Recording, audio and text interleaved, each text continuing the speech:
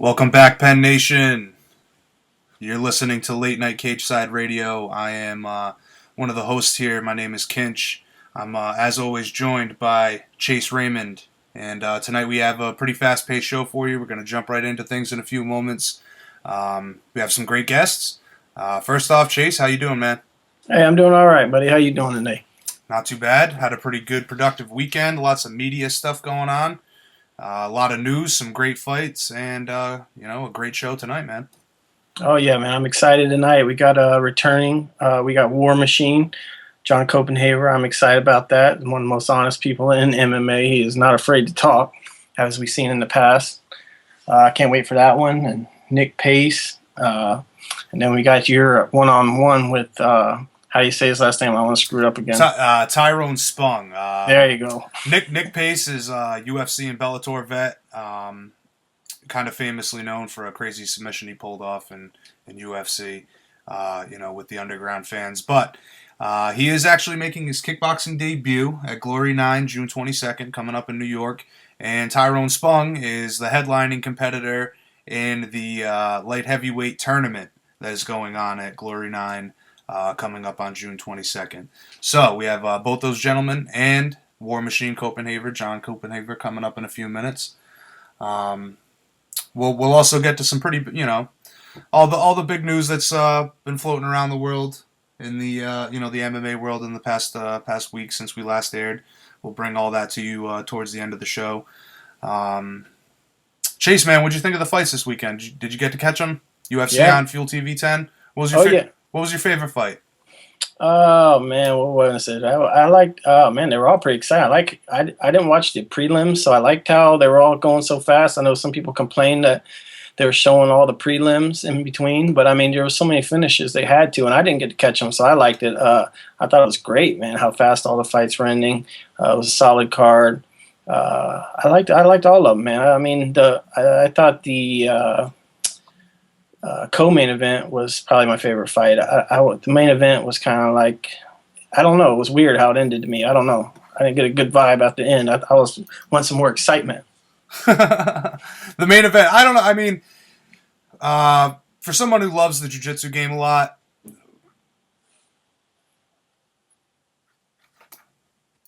I agree. Co-main event was cool, but the main event, I mean, I did seriously enjoy all the ground game going on there. Those transitions, those are clearly guys that were, not looking to make a mistake with the other guys, ground prowess.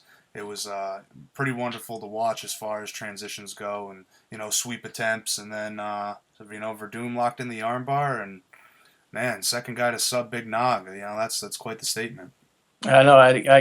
They keep talking about Big Nog's ground game and how it's the best ground game or one of the best in heavyweights, and then he goes and gets submitted twice in a row. Man, they're gonna have to start saying something about his boxing or something, so maybe he can break that. But yeah, I'm ready to get a War Machine on, man. Yes, absolutely. So, as we mentioned before, ladies and gentlemen, we will be having War Machine Copenhaver on here in a few minutes at 10:05, and later on, Nick Pace at 10:30, and depending on how long the Nick Pace interview runs, we will be running the interview with Tyron Spong. So, be sure to stay tuned. We're going to get Mr. Copenhaver on here in a minute. Chase, give Mr. War Machine here a good introduction. All right, I got it. War Machine. What can you say? Named John Copenhaver. He legally changed his name to War Machine. We talked about that last time, but I think we'll ask him again for our new fans. Since we got Mr. Kinch now, we have some new followers, which is always a good thing. He was one of our most listened to shows on Late Night Cageside, powered by BJPen.com ever. And when the guy talks, people want to listen because you never know what he's going to say, man. That's the thing. It's the beauty about him. He is very honest. He's had his troubles. I don't think we're going to talk much about that tonight. That's the past. He's got a big fight, his return.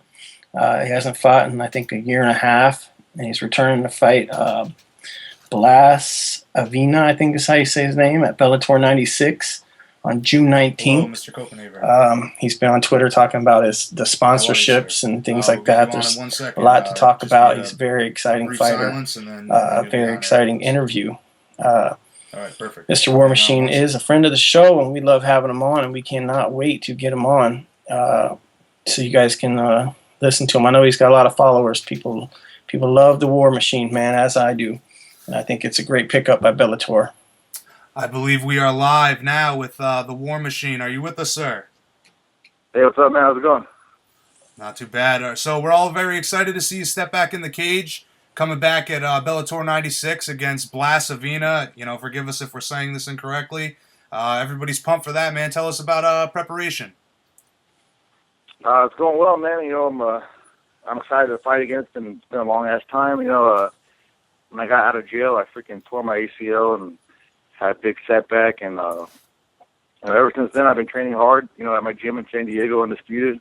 I got a great jiu-jitsu coach, you know, Barry Yoshida. I got a badass boxing coach, Joe Vargas, and you know, I've been training tough, man, training hard. I got all my guys coming up, and my team. I feel good, man. Feel good. Good. You know, I was just about to ask that. How is the ACL recovery coming from the surgery? Good, I hope. I didn't get surgery, man. You know, yeah, it wasn't a complete tear; it was a partial tear, and you know, I mean, I guess I still need surgery, but I don't have time for that. You know, I don't have time or the money to sit around for 6 months or a year. I don't have health insurance. You know what I mean? So, you know, if shit happens, you know, if you're a fighter, you gotta fight. You know, so. You know, I sat down and rested a little bit, and you know, now I'm back doing what I do. You know, I'll worry about the knee later. Oh yeah, Very commendable. Very commendable. yeah. Last time we talked to you, man, you couldn't talk about the fight, and I was very excited when you did talk about the fight. It's been what, like a year and a half since your last fight, man. You worried about that all, or are you just excited to get back in? You know what, man? You know. Last time I did a year in jail, and you know, I got out and I freaking fought Roger Huerta right off the bat, you know, and I was worried about that fight. I mean, I think Roger Huerta is a more dangerous opponent than Blasovina, you know, and I went in there and I handled that fool, you know what I mean? So, whatever year and a half off, but it don't mean shit because you know I've had 45 fights inside the gym with my training partners, you know what I mean? So, you know, I mean, when I first got out of jail. I had the ring rust, you know. I sucked in practice, and you know, like I said, since I fought 40 times, you know, I fought a million times in the gym, and you know, the ring rust was gone, man. I mean, I haven't been in front of the audience, but it isn't that much different, man. So I ain't worried about. I'm not too worried at all. That's great, man. You're probably my top one person to follow on Twitter. If I had to pay for Twitter, I think I'd pay for you and 50 Cent. I think those would be the two I'd definitely pay to follow. And you recently were talking about sponsors. I know you got a new sponsor, the Saints Apparel. What's going on with the sponsors, man? Why do you think they're not wanting to pay right now? Well, I'll tell you the number one reason why is the number one problem is that in the whole sport of MMA is the fighters were a bunch of broke, desperate, you know, scumbags, you know. So, you know, these companies can get away with paying people $300, $400 for a patch or for a T-shirt because we're so hungry and we're so desperate for money that we say, all right, cool, I'll take it, you know. The UFC can get away with paying everyone crap because, you know, the only guys that have influence and power to stop the UFC are the champions, and, you know, those guys are driving Ferraris, so, you know, and they're too scared to, you know, to shake the nest up, you know, and piss off Dana White, you know, but if the fighters would take a stand, you know, and demand that we get what we fucking deserve, then this wouldn't happen, you know. You know, the reason why in 2008, Sprawl paid me $1,500 on a non-televised fight to wear their shorts, and they offered me $500 this time around on a televised fight. Why? What happened in these few years? And what happened is that they figured out that they can get away with paying dudes $500. That's what happened. So they're doing it, you know. Why does Dana White pay everyone shit money in the UFC? How come he's worth $150 million? Because he can. He can do it. Why not? He has the power to do it. You know, so we fighters got to take a stand, man. I know I'm one of the dudes that has balls, dude. I stood up. I had balls. I told our sponsors to screw off. You know what I mean? I told them I'll wear a blank shirt. And what happened? 3 days later, everyone's calling me I'm an idiot. I'm a retard. And guess what? Bam! I got a huge sponsor. They're paying me good money. I'm making more money on my sponsor than anyone else in Bellator. You know what I mean? So that's what we all got to do. So what do you suggest is the is the solution to this? You know, should everybody unite and, you know, start a fighters union, or? The only solution to fix the problem in mixed martial arts is all whatever 6, 7, whatever UFC camps there are, got to sit down and say, we ain't fighting. We're not going to fight again until you guys pay us what we deserve. And you know what I mean? They won't do it, dude, because they're pussies. All these guys are pussies. All these guys are supposed to be fighters, and they're not, dude. They're a bunch of wusses, man. You know, they forgot where they came from, man. Now they're driving a Bentley. You know, the UFC, they're making millions and millions, so many millions of dollars, and they give some punk poor kid a Bentley, and now he's like, oh, I got a Bentley. You know, he's happy. But really, that ain't shit, man. They're giving them scraps. So these champions need to unite and say, you know what, man? There needs to be a fight with like 2 championship title fights on the card, and backstage they go, you know what? We ain't fighting tonight. Oh, what's gonna happen then? Watch Dana White freak out. Watch the UFC freak the fuck out then. You know what I mean? If that happens, that's when the shit hits the fan. That's when you get paid. You know what I mean? It's ain't whatever than baseball and all these other sports. They go on strikes and they get paid. You know what I mean? And we don't even want baseball money. We just want to be able to live a decent life, man. You know what I mean? We just want to have fair, you know, just a little bit of fairness. So that's what's got to happen. That's the only way to take it. 100%, I agree, man. You guys definitely need to make more money. That's been a big topic. And what's funny that you said after you said that, people were calling you an idiot and this stuff. I think it's interesting is last time we talked to you, the Fallon Fox thing was the big thing going on. And I know what you said to us made a lot of stories. But what you said, when you said that everyone just needs to come together and quit talking about it, and then it'll be a non-issue. And I feel like people listened or something, because I haven't heard or seen any stories. I know we haven't done anything on bjpenn.com. I believe people listen to you, man. It's kind of funny that you say that. Yeah, you know what happens is everyone listens to me and like, man, he's right. But they're too scared to say it themselves. You know what I mean? Like I'll tweet some stuff, some real shit about MMA and the situation we have here, and I'll get all these retweets, and I'll see 1 or 2 fighters. You know, Alessio will retweet me. You know, a couple of fighters that have balls will retweet me. But no one else retweet me. All these other fighters follow me. Why don't they retweet me? How come? They're thinking the same thing, but they don't want to. They don't want to scare Dana White, because you know you do. It's a not too police regime, dude. The UFC. You know what I mean? And I like Dana White, man. I actually like him, but the way he's doing all of us dirty, man, it's fucked up, man. I mean, like, this ain't fair, man. And you know, all these guys, they all agree with me, you know, behind the scenes, but then in public, they're all kissing ass, you know. They have no balls. Oh yeah. So all these fighters out there, man, and you think you're fighters, man, but you all got no balls, man. Whatever. You go in there and you fight in the cage, but you have no balls still. They're a bunch of punks, dude. I love it, man. You're the most honest fighter I ever talked to. And actually, when you were doing that rant about the sponsors, it's kind of what inspired me to do. I looked up that Forbes list. I did that story myself, and I was when I looked all that up, and it was inspired by the War Machine. But let me ask you this about let's talk about your love life, man. You got a girl now? A solid, only one chick? There's no more pow and partying, or what? Man, you know what, dude? All my friends are making fun of me because I'm always talking shit about them getting girlfriends or whatever. I say I'll never get a girlfriend again. I'll never do this again. But you know, it's the same thing like when you go out drinking. You're like, I'm never gonna drink again. And you come home, you have a hangover, but then again you go drink again. You know, it's the same shit. So like, I don't know, man. I got me a girlfriend. You know, I couldn't resist, dude. I'm pretty sure it was. I saw the picture on Twitter, and I was like, I mean, you two look fake. You need to have some babies, man. There must be some beautiful babies. Get on it. Yeah, man. You know, we'll see what happens, but it's just, man, I punked out, man. Had to. It's all good. I don't know, but I mean, you know what though? It's kind of good because it makes me relax more. It makes me like, I don't know. It's good to have a girl because I'm more relaxed. And I don't got to go hunting for chicks all the time. I'm just like more focused on my training, and it's nice. And she's super supportive, and she's super cool. And it's just like I'm happy right now. I'm in a good little state right now. The training's going well. I'm happy with her. There's a lot of things that are going well right now. You know what I mean? So whatever, man. I'm just going with the flow.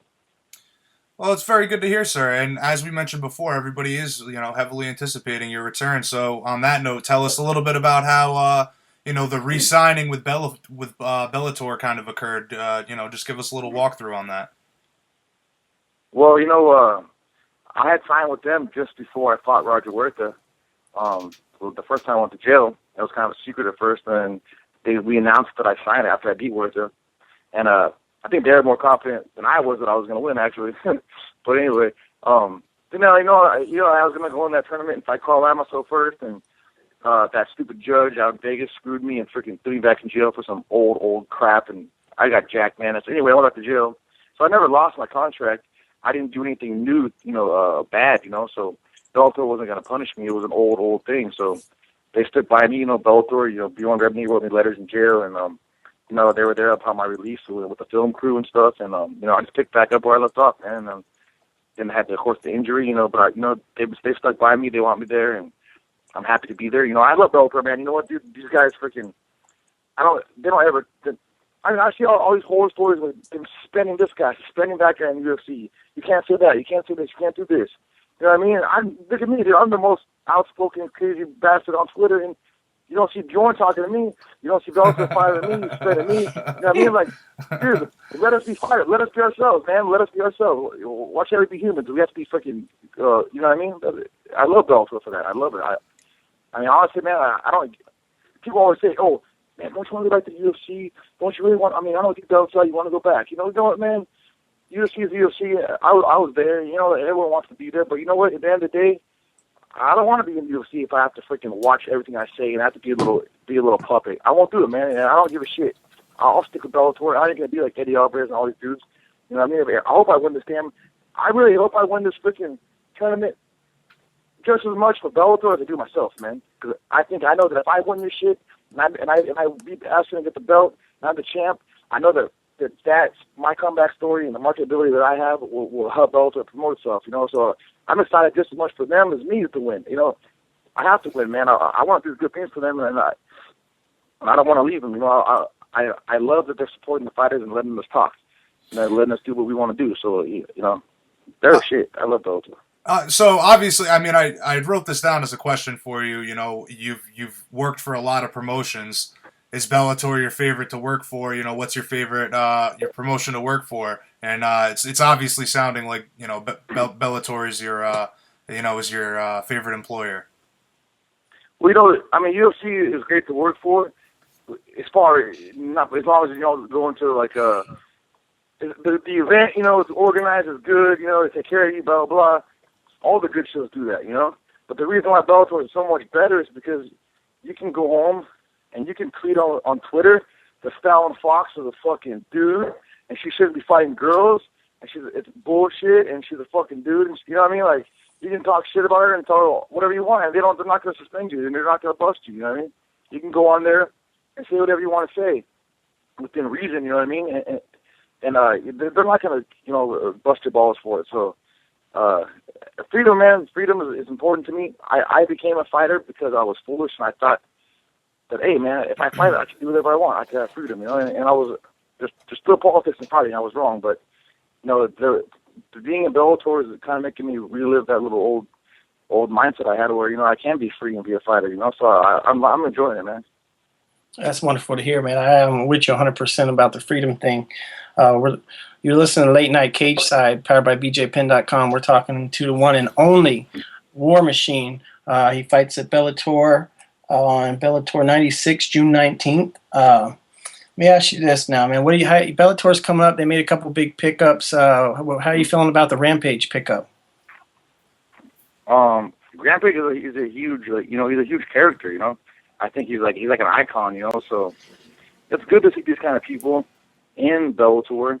But the real way to what really has to happen is there needs to be like some crossover fighters that come not after getting their butt kicked in the UFC. You know what I mean?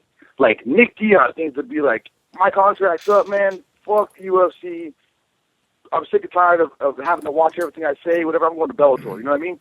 Like guys that aren't losing need to come to the UFC come to Bellator and be like, you know what, man? I want freedom. I'm coming to Bellator. You know what I mean? When that happens, that's when shit's gonna hit the fan, because Rampage is a huge draw, but he lost like his last few fights. So like, who cares? It's like everyone loses and then they go to Bellator. So it's like we're second class at Bellator. We need some of the winners to come over here. You know what I mean? Oh yeah, I can see that happening now, man. I can see definitely the transition. There's once you Bellator. Well, the Diaz brothers, man, they should be over in Bellator, man. The Diaz brothers should come when their contract's up. That'd be sick. You know what I mean? Like, they could leave. It'd be like a total trend. Everyone should come. We could talk and do whatever we want over here and have all kinds of fun. And be ourselves. You know what I mean? More Oh fun over yeah. here. Oh yeah, it's definitely funner to follow.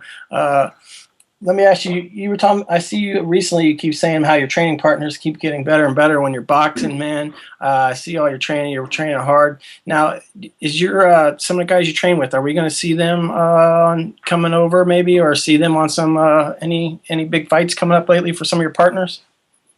Yeah, you know what? Actually, one of our one of our young bucks, Nick Barnes, he's 10-0, and he's actually going to be he's on the Bellator TV show that just got filmed. So Nick Barnes, he's 10-0 guy. He's a young kid from here, San Diego, and he's at my gym. He's one of my main training partners. He's on the Bellator show. He already filmed it. So watch that. He's going to be coming out, and then my other really ace is Herman Tirado. He's my protege, one of my dudes. I've been with him for a long time. He's got a great record, and I think he's in the process of signing a contract perhaps with ONE FC. So, these are the two guys that are the biggest, the ones that are really coming up strong and fast that I'm really proud of, the ones that are really giving me a hard time in the gym. So you gotta watch out for both those guys. Oh yeah, definitely. We'll have to have Nick Barnes and on when that show starts or something, man. We'll help you hype them boys up. Yeah, for sure. Now I wanted to ask you again. I know last time we talked, you and you had some partners that were thinking about opening up a gym.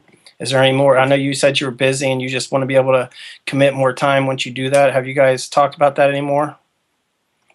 Yeah, those are my two Navy SEAL buddies, and we wanted to open a gym, something we could all do together and hang out together, and make some good money and just kind of just be together all the time and do guy stuff, So that's still on the back burner. The main thing is my probation. I want to do it in California, and they don't live in California anymore. They're out of the Navy. So we're waiting for the probation to be over, and also I really want to get my black belt, man. I want to get my black belt from my coach, Barry Yoshida. So, I don't know, man.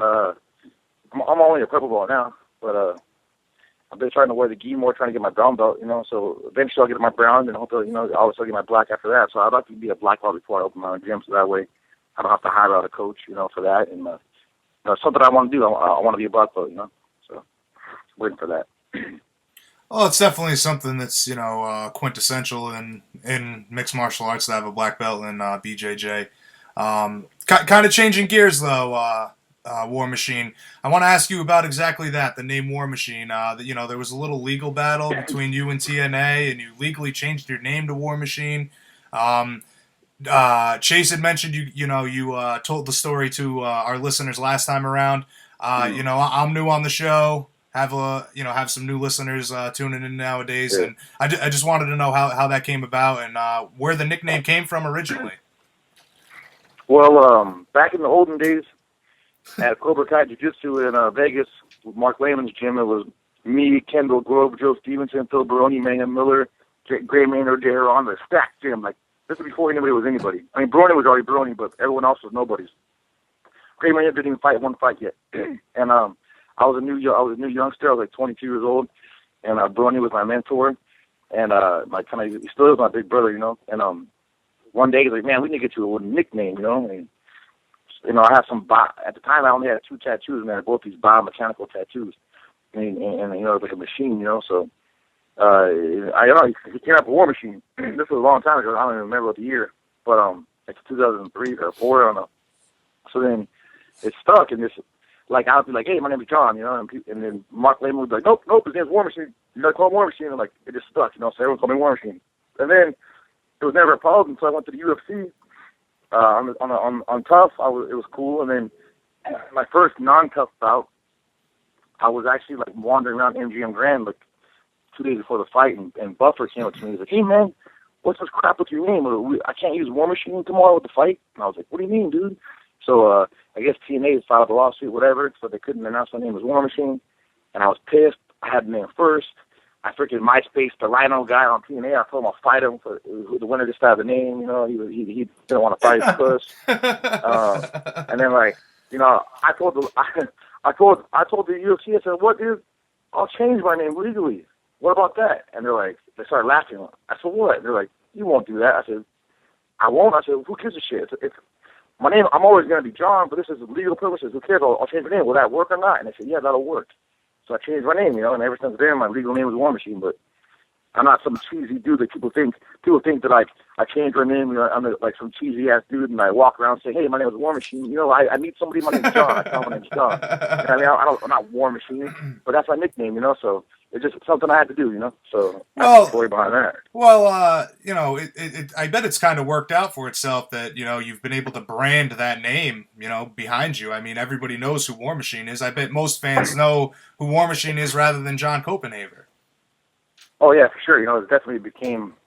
I mean, it's me. War Machine is me. You know, that's how I'm known. You know, so no, it's definitely my best gimmick, marketing gimmick. You know, is my nickname and my grenade on my neck and shit. So it definitely helped, man. You've been generous with your time. A couple more quick questions, man. We'll let you get out of here. I know you're always busy on Monday night. Some I was wanting to ask you. If you had the power to change one thing about the world, what would it be? One thing about the world? About the world in general, the whole world. Well, I'm a firm believer that there's only one solution to fixing, like, there's only one way that we can fix the whole world's problems. You know, like, I'm talking about pollution, overpopulation, everything, disease, crime, everything. And that's because we're going against nature, and we have all this medicines, and we have all this shit, and, you know what I mean? We're living artificially. We're the only animal on Earth that doesn't live like a real Earthling. You know, we live like we're like aliens. You know what I'm saying? So, if I can change one thing, I would eradicate all technology, dude. And we would be back like tribes, like Indians and just tribes, and you know there'd be no more pollution. The animals would have all their food and all their shelter. There'd be no nothing, dude. There'd be no problems. No giant wars and no politics and the shady shit going on. There'd be none. It'd be like we're supposed to be living on the earth like animals on the earth, like Indians. You know, that's what we're supposed to be. So if I could do anything, I would eradicate all freaking technology, man. To let us go back to how we should be. I love that. Me too, absolutely. That's kind of like kind of on the same theory with Joe Rogan. You know, we're just talking monkeys, and I personally do agree, man. You know, so many things. Medicine, religion, all these things have taken away from our natural instincts as animals. Yeah. You know? Because look, like for example, say there's like 10 of us in a room, all right? Okay, well, how many we're all 30, let's say. How many of us would be alive if it wasn't for medicine? I would be dead, you know what I mean? Like, I would have died of birth. So, like right now we have this huge overpopulation problem, all this pollution and shit, but it's because no one's dying, dude. Like, I was emergency C-section at birth, you know? Like, I should have died. My mom should have died. So, at my birth, if I died like I was supposed to, my mom died like she was supposed to, that'd be two less, plus my brother, sister, and sister. That's 5 less people already on the earth. You know what I mean? So, you know, that's why we don't talk about medicine's letting the weak and the unfortunate live. And it ain't about being fair. It's about being fair to it ain't about, like, we all have our own rights. Bullshit. We don't have no right. We don't have the right to live. You know what I mean? It's about the fairness of the earth to live, because the earth's gonna die now. We're killing the earth, and we're killing off all the animals because we're selfish. Because if I'm fucking 15 years old and I have a bad heart, I'm gonna go get a transplant, and then I'm gonna spread my nasty genes to my kids. I'm gonna, you know what I mean? After that, and then the gene spreads on. I should be dead. You know what I mean? So our selfishness individually is screwing the world. You know, so we have to just man up and, you know what I mean? Just die and let the strong genes live, you know. And I ain't saying I will live. I would already be dead. So people want to say, "Oh, that's because you're strong." You say that. No, I'd be dead. I'd already be dead. But you know what? If I would sacrifice that for the world if I could. If there was a vote, I would vote. Fuck it, let me die. Let's save the world, you know. Because the world ain't gonna last the way the shit's going. I'll tell you right now, man. You know, I know we have a limited amount of time with you here today, but I definitely love to pick your brain some more about that. That's a very interesting conversation. Yeah, I'm down with it. Yeah, last thing real quick. How do you see this fight going on the on June 19th, Bellator 96? How's the fight going to end, man? You know what, man? You know, I don't like to know, like, try to picture exactly what's going to happen. I always picture I'm going to win, you know, and I'm going to win. I'm going to beat this guy. I've never won a fight by decision, you know, ever, never. So I'm going to finish him, you know. And chances are, you know, when you look at it, I'm probably going to TKO him or something like that. You know what I mean? I'm going to bring it to this dude. You know what I mean? I'm bigger than him. I'm stronger than him. I got better wrestling. I got better striking. I'm fucking tougher. You know what I mean? What's he got? Better jiu-jitsu? a big deal. What's he gonna do? Lay on his back and submit me? Fat chance in hell. You know what I mean? So, I don't know, man. It's a bad fight for him. It's a bad fight for him, man. He has to fight me. That's why. I'm gonna smash him, dude. I'm gonna bring it to him. He's a jiu-jitsu guy that's trying to be a fighter. You know what I mean? I'm a fighter since kindergarten, fighting all the time. And now I learn stuff. You know what I mean? So it's a different ball game, man. I'm gonna get in his head. I'm gonna bring it mean to him, and we'll see what's up. We'll see. He's gonna fold. Watch. I'm gonna make him fold. We'll see. But I'm definitely gonna finish him. We're certainly looking forward to it. I mean, as we've mentioned a few times over this conversation, everybody's pumped to see you get back in the cage. You know, it's been a long time, and you're finally coming home to Bellator. You sound very pumped to be working for the promotion, and everybody's really excited to see this go down June 19th on Bellator 96. You want to take this last couple of minutes, man, and thank your sponsors. Thank whoever you want, man. It's your time. Yeah. I want to thank my sponsors, Garden of Life, Best Supplements, freaking the Saint Apparel for stepping up and paying us fighters what we deserve. And they have cool clothes too, by the way. I'm actually happy about that. I want to thank Pooba.com they got the best pow on the internet. And actually my girlfriend, Christy Mack, she's sponsoring me too with her website, ChristyMack.com. And she's the baddest chick on the planet. I don't give it. I mean, before I met her, I was like, damn, she's the baddest, and she's the baddest. So I want to thank all those sponsors, for stepping up and helping me, and you guys need to check them out too. And all my fans for sticking by me, my teammates for sticking by my coach Joe Vargas, my coach Barry Yoshida. You know what I'm saying? Everyone. And of course, Bjorn and Bellator for giving me another chance, man. I gotta thank those guys. Hey, well, I appreciate you coming on again, man. I know you're busy and you got to fight very soon, and I look forward to it, man. Go out there and do what you do, man, and we'll talk to you after that. All right, man. Thanks a lot. Appreciate it. Thank you very much, Mr. Copenhaver. It's been a pleasure. All right, cool. Later. See ya. Oh, there he is, War Machine. So honest, man. I love talking to that guy, man. We'll have to have him on again. Now, I know we didn't. I had some stuff wrote down for the 5-second knockout, man, but we really have to get Nick Pace. Is it on now? I'm getting him right now. We are working on Nick Pace right now. Yeah, so we had to cut that a little short. We're very tight tonight. So yeah, we got Nick Pace coming on. That'll be a heavy Kinch interview because that is his expertise. Way more than mine. Man knows kickboxing. He's making his kickboxing return, I believe, Nick Pace at Glory 9. Debut, actually. Debut. Professional kickboxing debut. Okay, let me write that down. All right, we'll be bringing him in just a second. Yeah, man, we got Nick Pace. He's getting him on the phone right now. And, yeah, man, he was in the UFC. He didn't make weight his last 2 fights. I want to ask him about that. We got a lot to talk about, man, and the War Machine was great. We got a great show tonight, man. I hope you guys been sticking with us. Last week at the beginning we had some kind of like fuzz or something in the background going on, which we've fixed. Well, I say we, Mr. Kinch, worked hard on that this week to fix that noise problem. So when we put the replay up, you won't have to hear that and be annoyed by it. But if you do, just fast forward a little bit. And it was only for beginning of the show we had that. So now we got Mr. Pace coming on, and it's a great show, man. I really do like where Late Night Cageside's going, powered by BJPin.com, man. All right, so I believe we are live. All right, so I believe we are live with Mr. Nick Pace. How you doing, sir? Hey, what's going on? Not too much, brother. So tell us how preparation for I'm going to try to say this the best I can. Levon Makshvili.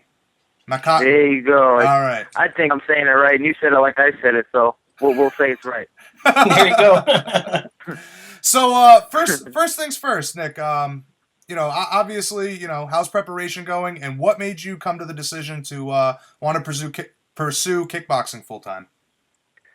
Well, first off, the preparation for it is going great. Actually, I just finished up a kickboxing class. I trained in the morning for 3 hours, and then I run a school in Bay Ridge, Brooklyn, and I was just hitting the mitts for a little bit, did a little ab workout, just got a little extra cardio in for tonight, and then I'm talking to you guys. But preparation is going great, and what made me get into kickboxing now is not that I'm pursuing it full time. It's just I'm going to get a fight in Glory, which just so happens to be an unbelievably huge event, which is pretty sweet. going to be in New York City, which is right in my backyard, which is also another plus. But the reason why I'm doing it is because, you know, I want to work my weaknesses as well as my strengths. And I said that in also another interview where, you know, I don't want to just work on, like, I like the ground fighting, I like grappling, I like all that good stuff, you know, jiu-jitsu and submissions and whatnot. But I feel like I need to work on my stand-up. I need to work on my kickboxing, and I need to take a little step back from, you know, where I was at, which I was in a really bad place. I couldn't even watch any of the fights, man. I was really depressed. Just not even just depressed, just upset with myself. I was just upset with myself because I did a lot of things wrong. And throughout my whole life, I don't know about you, but I learned stuff the hard way, man. Yeah, I'm a knucklehead. I learned everything the hard way. Like, you could tell me to you blue in the face, I'd be like, yeah, but in my head, I'm like, yes, I'm yesing to death, and then in my head, I'm like, yeah, right, but I'm still going to try it. And then, you know, I'll fail, and then I'll be pissed off. So, brother, my coach was like, go ahead. I'm still the same way, man. When it comes to like cooking, when family members try to give me advice, I'm like, whatever. And then, you know, what I make sucks, and then I'm like, I should have listened to you, whatever. Yeah, but then again, you know, going back to listening to like a family member, like you said, you know, my coach is like one of my family members, and he was like, you know what? He didn't push me to even get a fight. I asked him about a fight, and I said, you know, let's do an MMA fight. I was going to look to do ring combat on the East Coast over here, and he said, yeah, all right. Well, you know, if you're looking to get a fight, why don't we do kickboxing? And I was a little against it at first. Like, why? You know, I want to do MMA. He goes, well, you know, we got to work on it. So he kind of put it in a different perspective for me, and I saw his point of view, and it really made sense. I have to work on my kickboxing. Once I'm more confident in my kickboxing, you know, then I'll be a complete fighter, and I'll be really, really confident everywhere. But I think my biggest demon was myself, you know, fighting with myself to diet properly, fighting with myself to do cardio, you know, fighting with myself to get up and train every single day. And now it's fun again. It wasn't fun for me, and now it's fun, and I really enjoy it. I can't wait. Like, I just trained, like I said, tonight, and I can't wait to get up and train tomorrow. I'm not looking forward to oatmeal, which tastes like freaking gag. It's disgusting. But, you know what I mean? That sucks, dude. I'm looking forward to eating a nice bacon cheeseburger. I'm Italian, so I'm looking forward to eating some pasta, bro. I'm ready to do work on that pasta, but either way, I'm ready to fight. First and foremost, I'm ready to fight and tear stuff up on June 22nd. So, you know, that you just touched on a bunch of points that I wanted to cover, but the first one being you're from New York. Glory is putting on this card in New York. Everybody I've talked to that's on this card or is going to this, I'm personally going to the card. I'm friggin' pumped, man. I've never seen I've never seen a tournament, one night tournament with that many fights in one night. I'm really excited to see that. But again, you know, what are your comments on, you know, you just said it yourself. One of the big reasons you took this fight was to fight in your home state. I mean, I know that's impossible to do with MMA for the time being. So, you know, just tell us how excited you must be to fight in New York. Yeah, I'm so hyped right now. I mean, I have over 100 and something tickets sold already just from Brooklyn, you know, and Staten Island. So I'm amped, and then I got all of Jersey coming. So it's going to be pretty dope. I can't wait to fight. And, it's right in my backyard, man. I'm going to be in and out of there quick, so I'm hitting up Little Italy afterwards. I'm going to be hitting up Little Italy right after that. You're going right for the pasta. Yeah. All right, so, you know, back to the diet then. You know, you mentioned you're doing oatmeal now and things like that. You know, you'd missed the weight with the UFC, and that was eventually led to your release. What are you doing differently now that's, you know, the change in the diet that's helping you out, you know, making weight? Well, first of all, I'm not taking it for granted. I'm not taking my position in fighting right now for granted. I'm not taking what I have for granted. And, you know, like in the Bronx tale, they say the worst thing in the world is wasted talent. And I was wasting my talent away because I took so much stuff for granted. And, you know, I would always procrastinate and say, yeah, I got another week. And what I'm doing differently is I'm actually doing it correctly. I'm eating six meals, almost 7 meals a day, but small. I change up my diet. And look, if you want to do something, you'll do it. You know what I mean? Like, if there's something that you really want to do, you have your heart set out to do, you'll do it. You know, I know that I need to make this weight. It's really not a bad weight. I'm like right next to my weight. I barely have to cut any water weight, which is really good. The fight's at 143. And by the way, the last time I fought in the UFC, you have to weigh in 5 days before. And or no, you don't have to weigh in 5 days before. You have to step on the scales. They want to just see where you're at, like 5 days before. I stepped on a 153, and I had to fight at 135. 5 days before I had to step on the actual official scale. And I'm walking around right now like, 146, 145. That's before I even train. So I'm so close to my weight, and I did everything. I feel so good. Honestly, I feel so good, better and better every day. I'm peaking right now. They call, you hit your peak, and that's what I'm doing. I'm peaking out right now. I'm on this training camp, and everything is just, I did everything right. And when you do everything right, you're going to succeed. You're going to achieve that goal. And right now my goal is to win. So.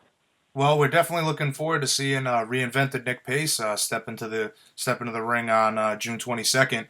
Now you've been working, you've always been working with Tiger Schulman fight team alongside Uriah Hall. He's obviously displayed some impressive striking, on the Ultimate Fighter. Tell me how pivotal he's been, in your training for a Muay Thai debut or a kickboxing debut rather. How what? I'm sorry. How what he's been? Well, yeah, how important he's been in this training. Well, quite frankly, he wasn't important at all. I mean, he left the camp. He left my team. He left the team. He went. I don't even know what team. I think it was Ronda Rousey's team, something like that. He left the team, so he's not important to my fight camp right now. But my apologies. I was under the impression it's all good. he was still with you guys. It's all good. I mean, there's no beef between me and him. I'm just saying, like, I said again, I'll mention I did another interview. I've been doing interviews a lot and bringing back old memories. It's pretty cool actually. But I did an interview maybe 2 weeks ago, and they were saying, like, what do you feel about Uriah and this and that and all this stuff about Uriah. And, I really have no comment about it, but what I did tell them was that before he went on the Ultimate Fighter, we started training. He had a couple of losses under his belt also to UFC vets like Chris Weidman and John Vellante. And he said to me, he goes, Yo, Pace, we're gonna make our comeback this year. He's like, this is gonna be our comeback season. Let's do it. Gave him a high five. I swear, I remember it like it's yesterday. And he's off doing his thing. If he's better in his life and that's what he wants to do, that's good for you, right, man. Good. Go do your thing, But all I know is that I'm going to be training hard for this fight, and it doesn't matter. I don't need him there. I can really spar with him. I have my coaches, my trainers, Danny and Ron Shulman and Ray Velez, and I got my training partners. Louis Gaudino, the guy with the green hair. Oh yes, yeah. oh yes. You know what I'm talking about? Absolutely. Yeah, good night, Gaudino. I train with him all the time, and a bunch of others. Kid Jimmy Rivera, a bunch of other guys, Julio Arce, a bunch of kids, and man, we put in work every day. So those guys are the important ones. I just finished up a class, like I told you before, and they're my inspiration. And when I feel like down when I'm training, I think of my class and all my students, and I have like 350 active students in my school over here, and they pump me up. So those are the ones that are really important to me. My family, my immediate family, my students, and my training partners, my coaches. So while we're on training, Nick, what are you doing to train for Levon here? I mean, I could barely, I couldn't find too much on the guy. I mean, are you studying a lot of tape on him, or are you just kind of going with one direction in the game and with the game plan for the training camp, or are you training specifics for this guy, or how's that going for you? No, I'm not training in specifics for him. I'm training for myself. I know that if I'm in shape, I'll be able to fight. I'll be able to fight anybody. And like I said before, my biggest demon is always myself, for me being in shape.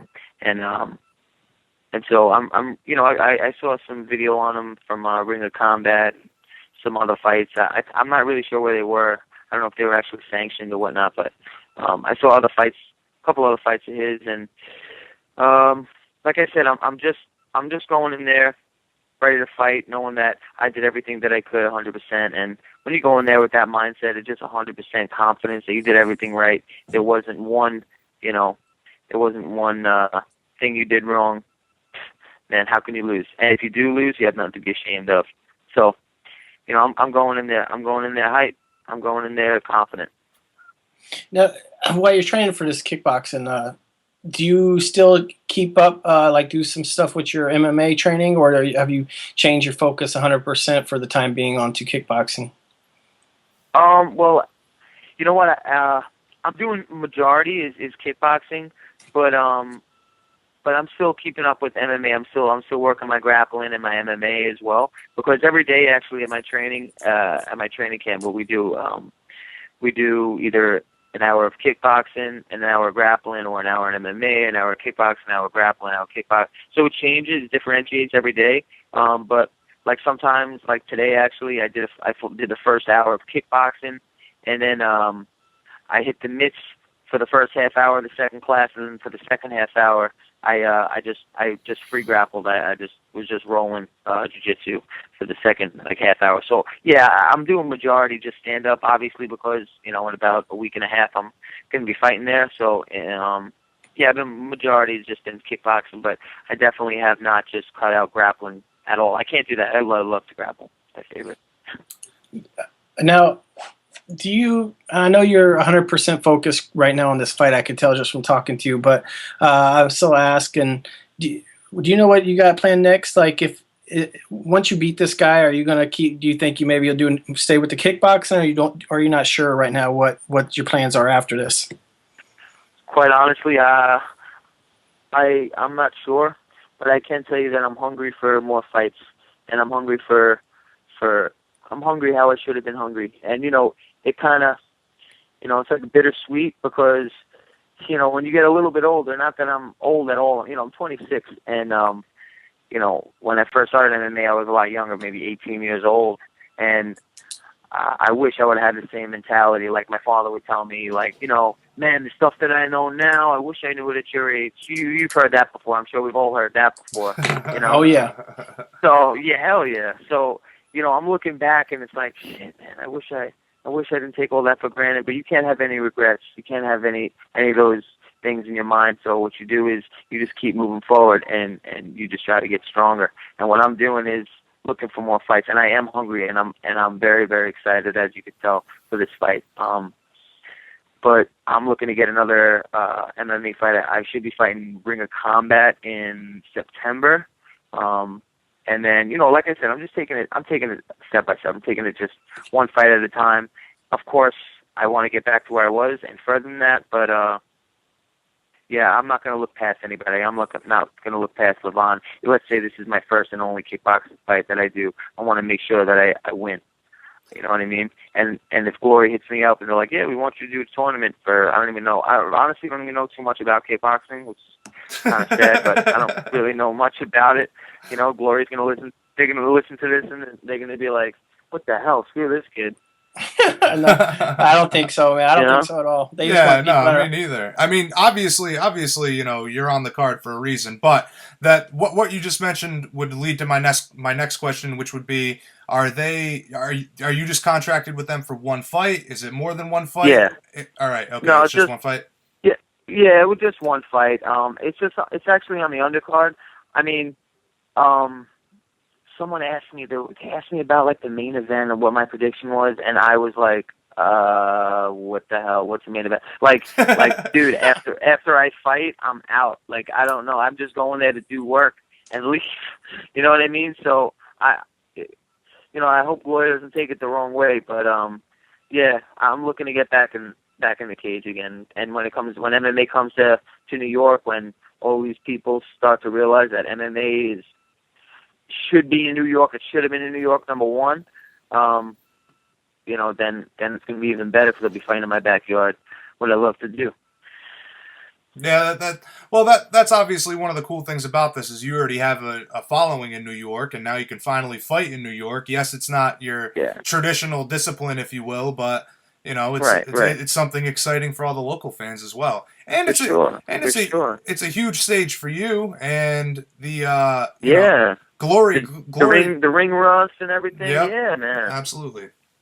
It's great, and it's a great opportunity. It's such a cool event. I heard it's like so big, and on top of it being a big event, and me getting my ring rust out, it's getting my head in the game. It's prepping me. It's prepping me for, let's say, September, and then after September, a month after that, prepping me. And it's just just taking step by step, and that's what it's all about. Just one fight at a time, one training session at a time. Yeah, you're listening to Late Night Cageside, powered by BJPen.com. We're talking to Nick Pace. He's going to be fighting at Glory 9. What is it that you like to do in your off time, man, when you're not fighting?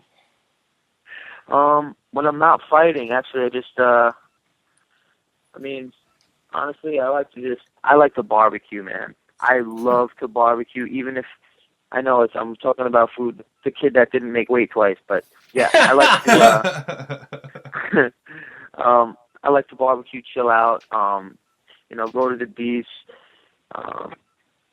play paintball every once in a while, and just I like hanging out with my friends and my family, my girlfriend, and just, either go to clubs or bars or whatever. Just kind of, I don't really go too many clubs, but I like to just hang low, and I really don't do much. I pretty much just, this is all I do on my off time. I'm usually drinking amino acids and trying to recover. You know what I mean? Yeah. What was it that you mentioned you got, what did you say, 18 when you got into the fighting? Yeah. What attracted you to it? Well, I saw it when I was 10 at Tiger Showman's, and what started me was, actually, Teenage Mutant Ninja Turtles, which is still badass, by the way. I don't care what anyone says. Teenage Mutant Ninja Turtles is awesome. Who's your favorite Ninja Turtle? Who's your favorite Ninja Turtle? Of course. Everyone always goes to Raphael, but since I'm a goofball, I like Michelangelo. That's interesting. I'm a Raphael guy, but my buddy is Donatello. Reps Donatello to the death. I'm Michelangelo all the way, Yep. man. And I got a 4-year-old, so I get to watch the new ones, the old ones. He's into Ninja Turtles. I was excited. Excuses to understand that, yeah. Yeah. So sorry. you Continue. you got the excuse to know Dora the Explorer. Like, you understand where I'm coming from. Yes, sir. I have no excuse. Now get back to it. Sorry, we interrupt you. What got you attracted you to fighting, man?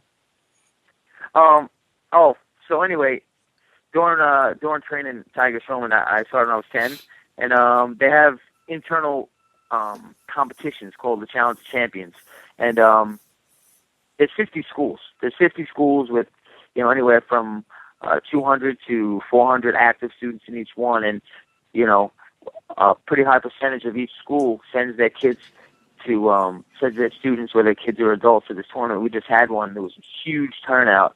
And we did it at the Raritan Center in New Jersey. It's huge, huge, huge. It's like a Naga, but it's bigger than that.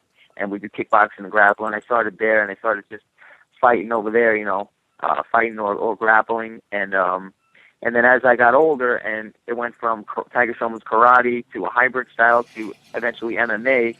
I got older, and with that, people started to notice me in the organization. And then my coach now, Danny Showman, also known as Tiger Showman, he's the one that was like, "Hey man, you're pretty good." I'm like, "Thanks."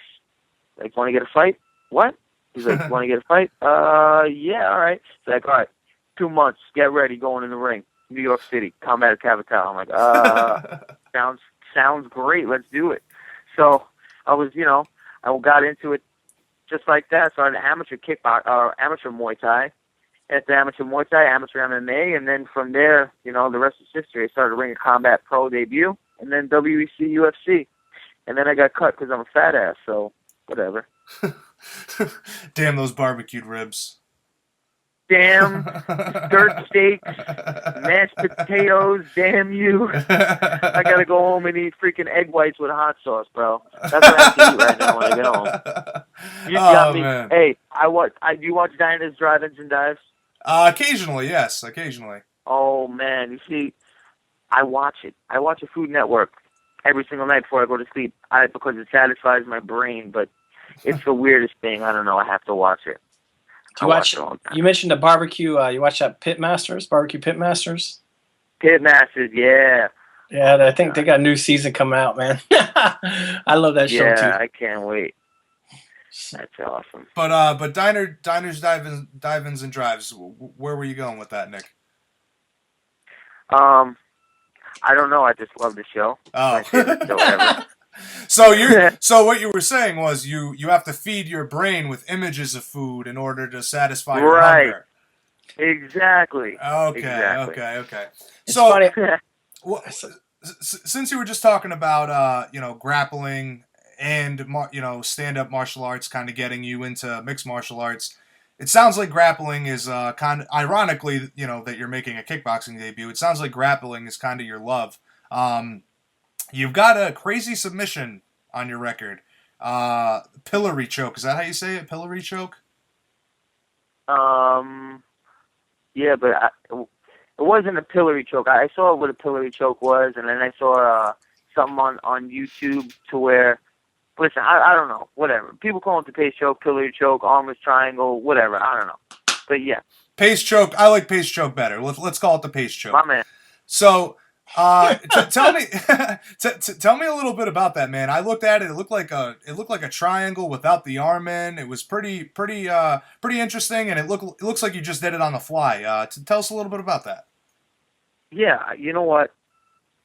I think when you're having fun, when you're just having fun out there, you see more openings. You see stuff a little different. Well, that's how it is with me. Like when I grapple, when I roll jiu-jitsu, like I try to cheat the system. Like, I don't know. I grapple weird sometimes. Like I try to do different things. Like it's the right way to get out of a move is to push down the knee and take your knee and slide it over, and then get your underhook and your right hand under or whatever. I'll try to say, all right, well, I could do it like that. Everyone knows that. Since grappling is all about counters and countering their counter, I try to think of like different ways to grapple and different ways to get that position, however it would work for me, even if it's not right. So, we just on the fly, and I was like, oh, snap, I'm underneath this kid's neck, and I'm grabbing my freaking foot. What the hell's going on? Let me finish it. So I was so psyched afterwards. I got up and I screamed. I didn't know. I just dropped to the cage, and I was like, wait, what just happened? I got in the back, some girl, some hot chick started interviewing me, and I'm talking like an idiot all over the place. I'm like, yeah, it's probably the best feeling in the world, like having a kid. Not that I have any kids, or not that I know. Like I was just an idiot. I was out of my mind, bro. So, yeah. So it's been coined on the internet as the pace choke. Yes. All right, well, that's good. And apparently I said it. I went in the back, and they're like, everyone's calling it the pace choke. I'm like, why the hell? They named it after me? They're like, no, you named it. I'm like, what do you mean? So I couldn't wait until I got on YouTube, and I saw my dumbass on YouTube, like, Joe Rogan's like, holy crap, so I've never seen that before. I got to talk to Eddie Bravo about that. What do you call it? The pace.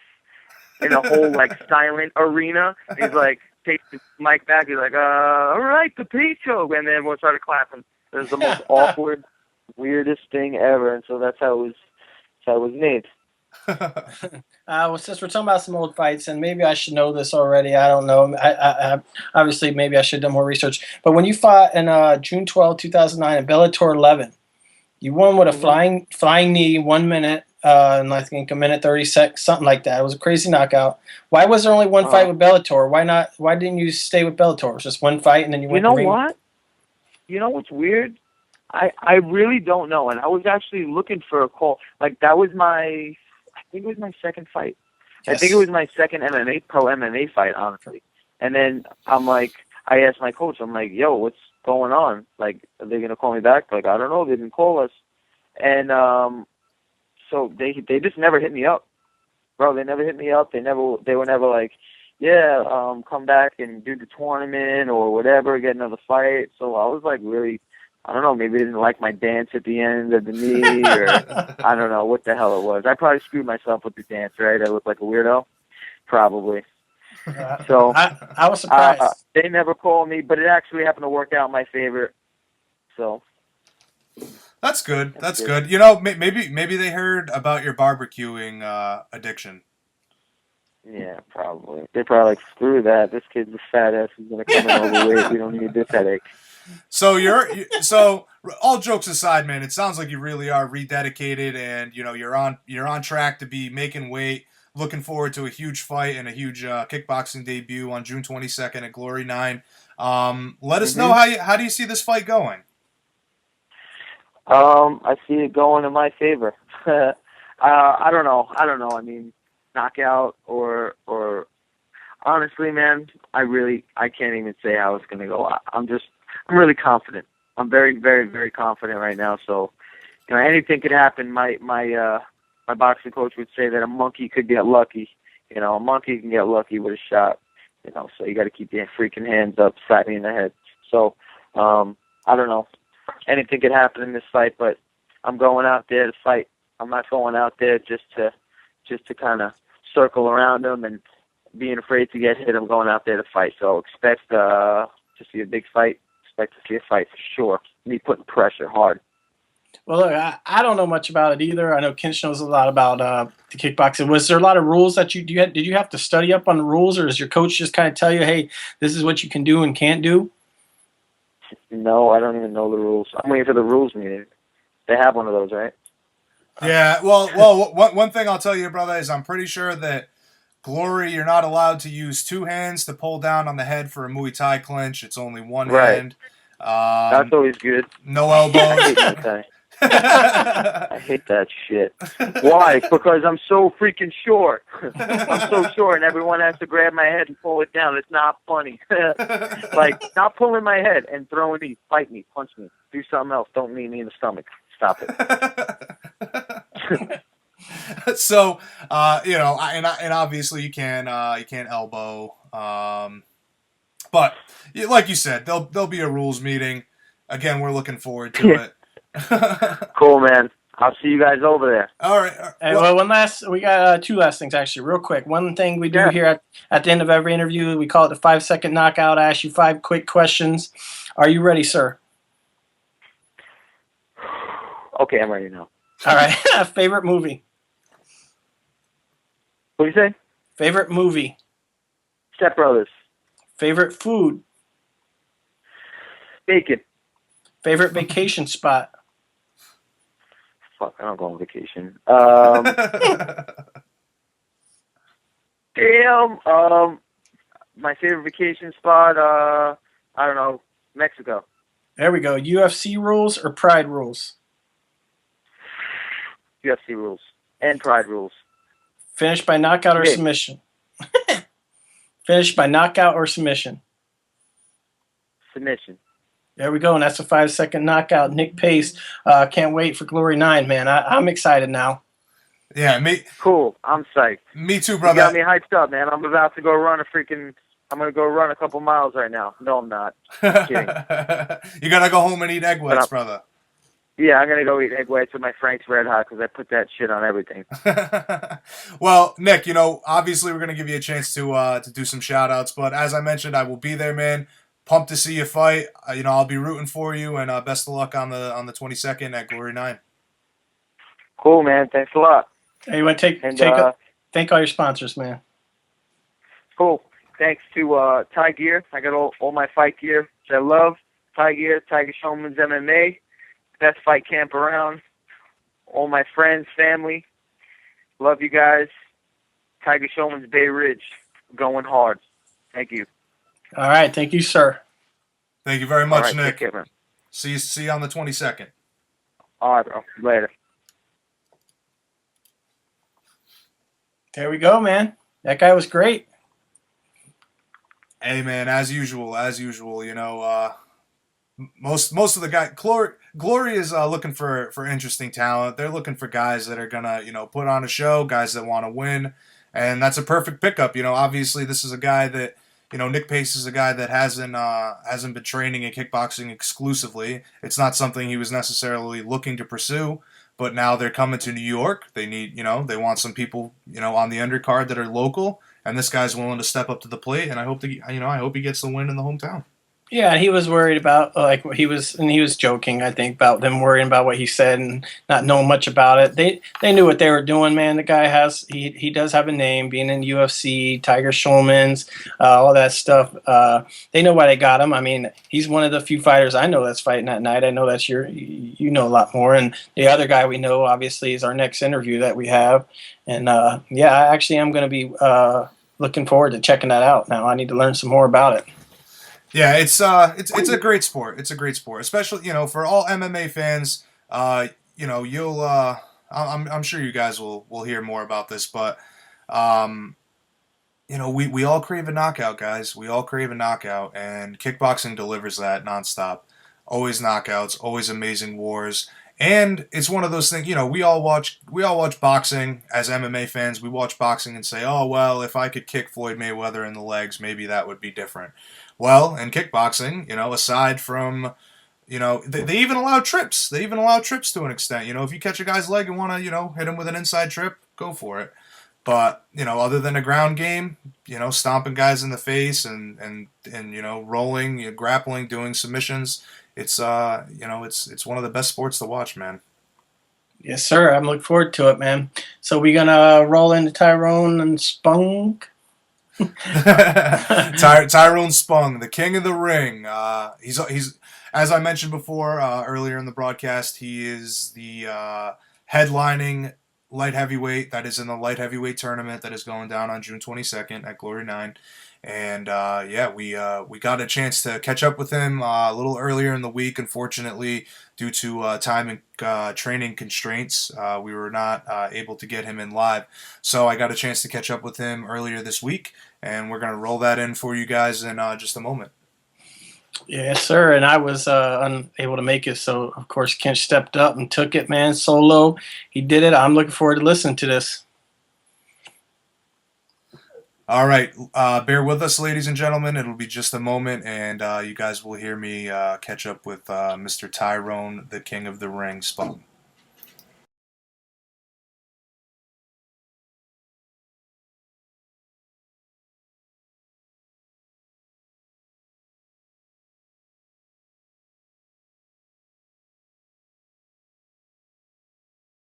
All right, I believe we are live with one of the best warriors in the game, Muay Thai specialist and kickboxing wrecking machine, Mr. Tyrone Spong. Tyrone, are you with us?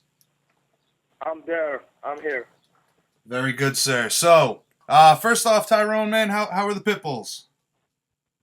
The dogs are great, man. All good. I'm as soon as I have some free time, I enjoy with them. I take them to the beach, to the park. So they're in a great shape, just like the boss. All right, very good.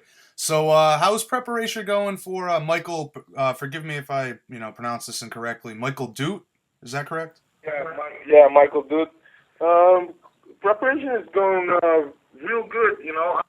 I must say that I'm right on schedule, and I'm just, honestly, I'm ready. The moment I sign the contract, I'm ready already. So all this training and everything is just it's a little bit extra, but I'm ready as soon as I sign the contract. Yeah, you seem to be one of the athletes in the game who's ready to fight year round, constantly evolving, constantly training. Yeah. You got to be pumped to be fighting in New York City, man. Tell me about that. Yeah, man. It's for me, you gotta understand where I come from. I was born in Suriname, and I moved to Amsterdam, to Holland, Amsterdam, a rough part of Amsterdam called the Bijlmer, and I lived there for 20 years, and just sometimes I feel like I'm living my dream, and I feel very blessed. I couldn't imagine this for myself growing up. So I'm just very humble and feel very blessed and grateful. I'm just happy and I'm working hard for it. So for me to be fighting in New York, it's a big thing. So 20 years in this town, in this bad neighborhood in Amsterdam you're mentioning. You're only 27. That's like a decent portion of your fight career you were living there, no? Yeah. I wouldn't say it was like it's they call it the baddest place in Amsterdam, but it's not. It had a history, but for the last few years, it was a great place. And I enjoyed living there. And everybody, it's not like it's a ghetto, but it was a rough neighborhood growing up there, and all the kids living there, were like tough kids. So you had to be able to handle yourself. Before, I know you're very proud of the Surinamese heritage. We'll get to that in a minute. But are you training? Are you bringing guys over to Black Zillions? Are you traveling for the training with this fight? How's that working for you? No. This is my my home base. And I live here. All my training, my preparation for the fights, I do all my preparation here. I have a great team here, something that I was missing for the last few years back in Amsterdam since I split with my former coach, Lucien Carbin. I split with him, and I didn't really have a team. I was training by myself and, doing my own camps, getting training partners here and there. And now it's a big family. I feel real good here. We have a great training facility, a great gym, a great manager, just a great team. I got my coaching staff who's guiding me throughout my career, everything. I think this is gonna the few years coming ahead is gonna be my peak years. I would certainly agree that you are definitely coming into your prime, sir. That being said, a lot of the MMA community wanted to know what happened with the World Series of Fighting 3 opponent. Could you just briefly, tell us what happened there? I thought it was already, everybody knew about it already.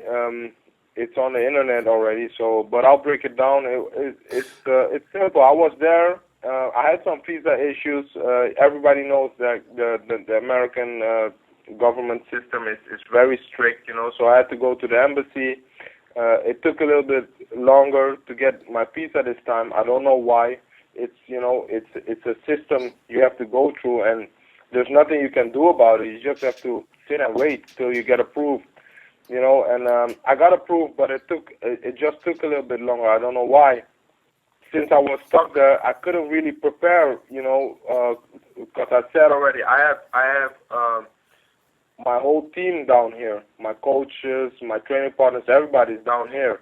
And especially for MMA, what's a new sport to me, I need, the full time to prepare. Look, kickboxing, it's second nature. It's easy for me, to do that. And if I wanted to, I could train there. I had some guys I can train back in Amsterdam. But MMA, it's something else, The best MMA fighters, the best coaches are down here. So that was the reason why I had to pull out for World Series of Fighting number 3. Yeah, so you just been, that's actually really respectable, being that it's a new thing for you. You really wanted a full training camp regardless of the opponent. Yeah. No, it's. I take my sport very serious, It's the fans have to understand that everything stands and falls with your performance.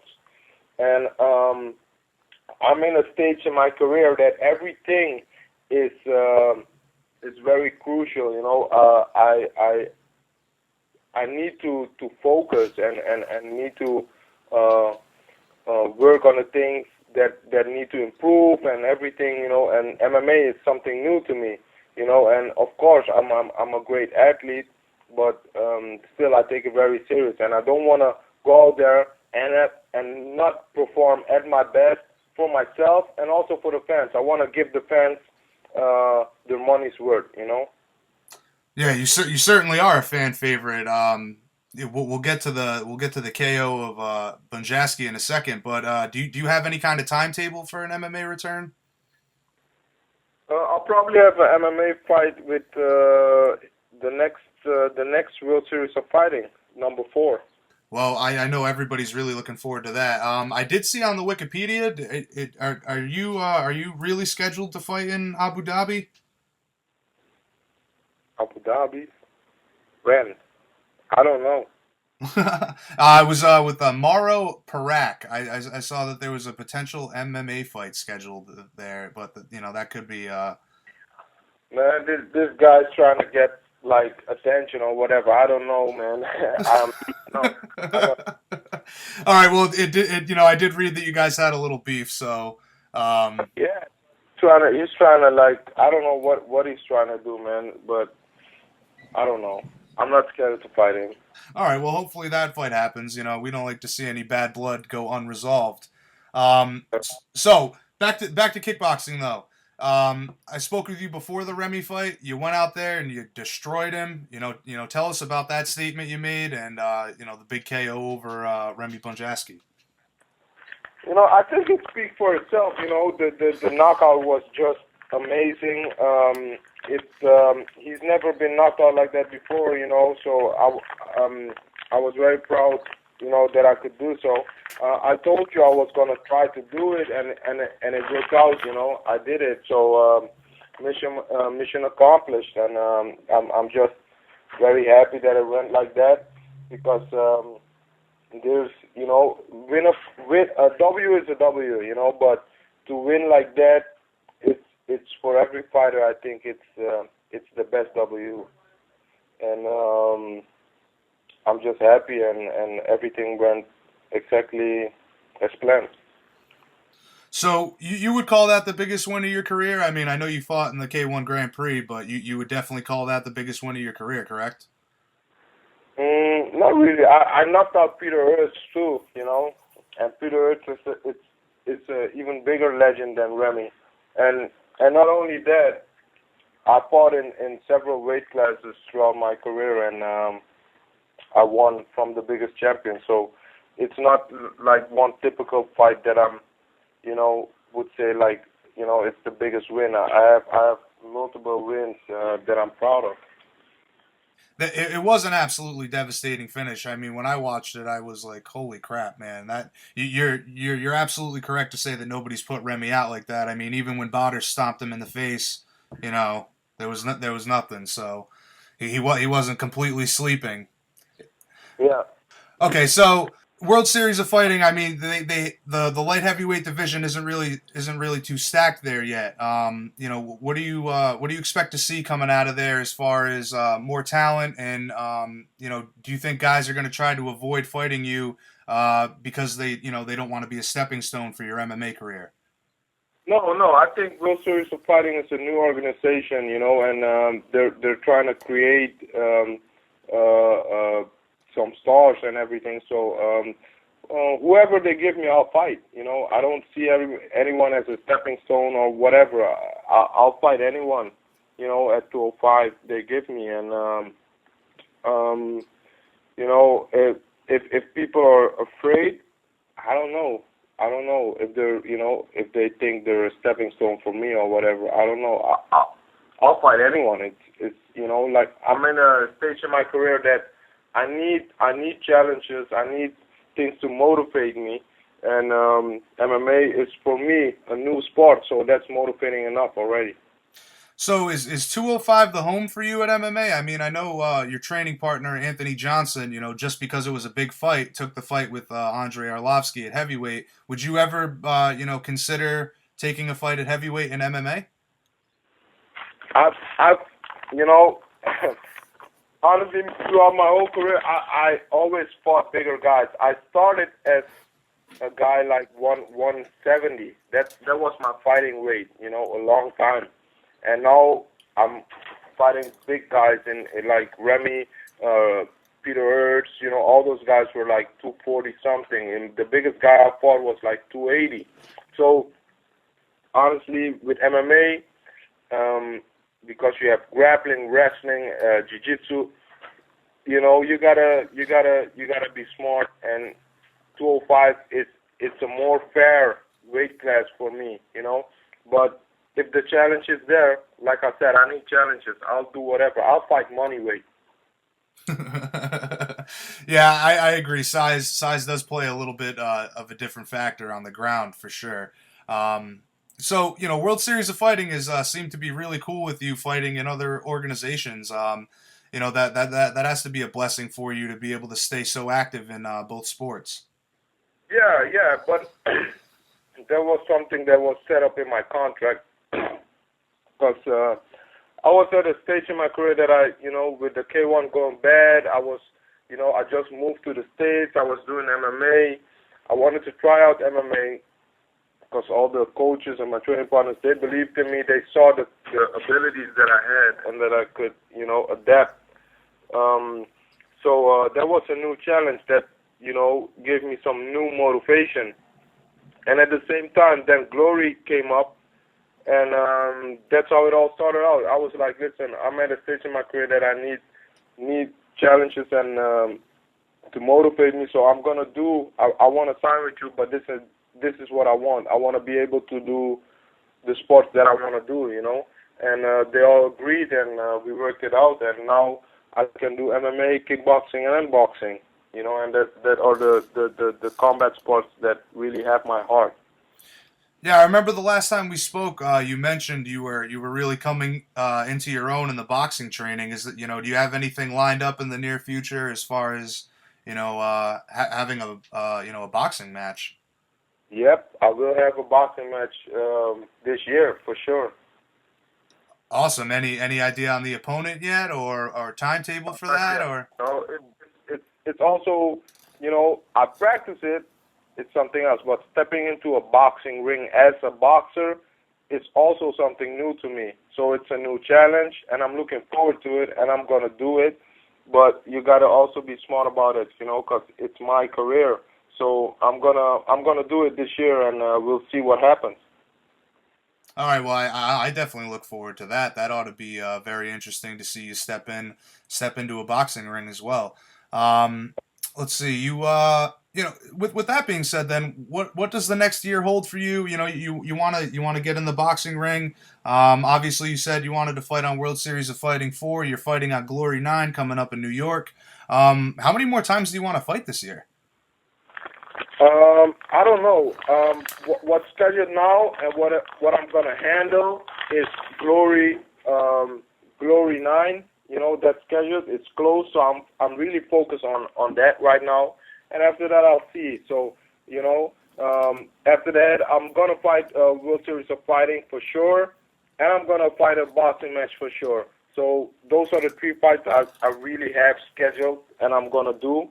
The date for the boxing is not confirmed yet, so I can't really say too much about that, And the official date for World Series of Fighting number 4, I don't know that right now, but it's gonna be somewhere in August or September, I think.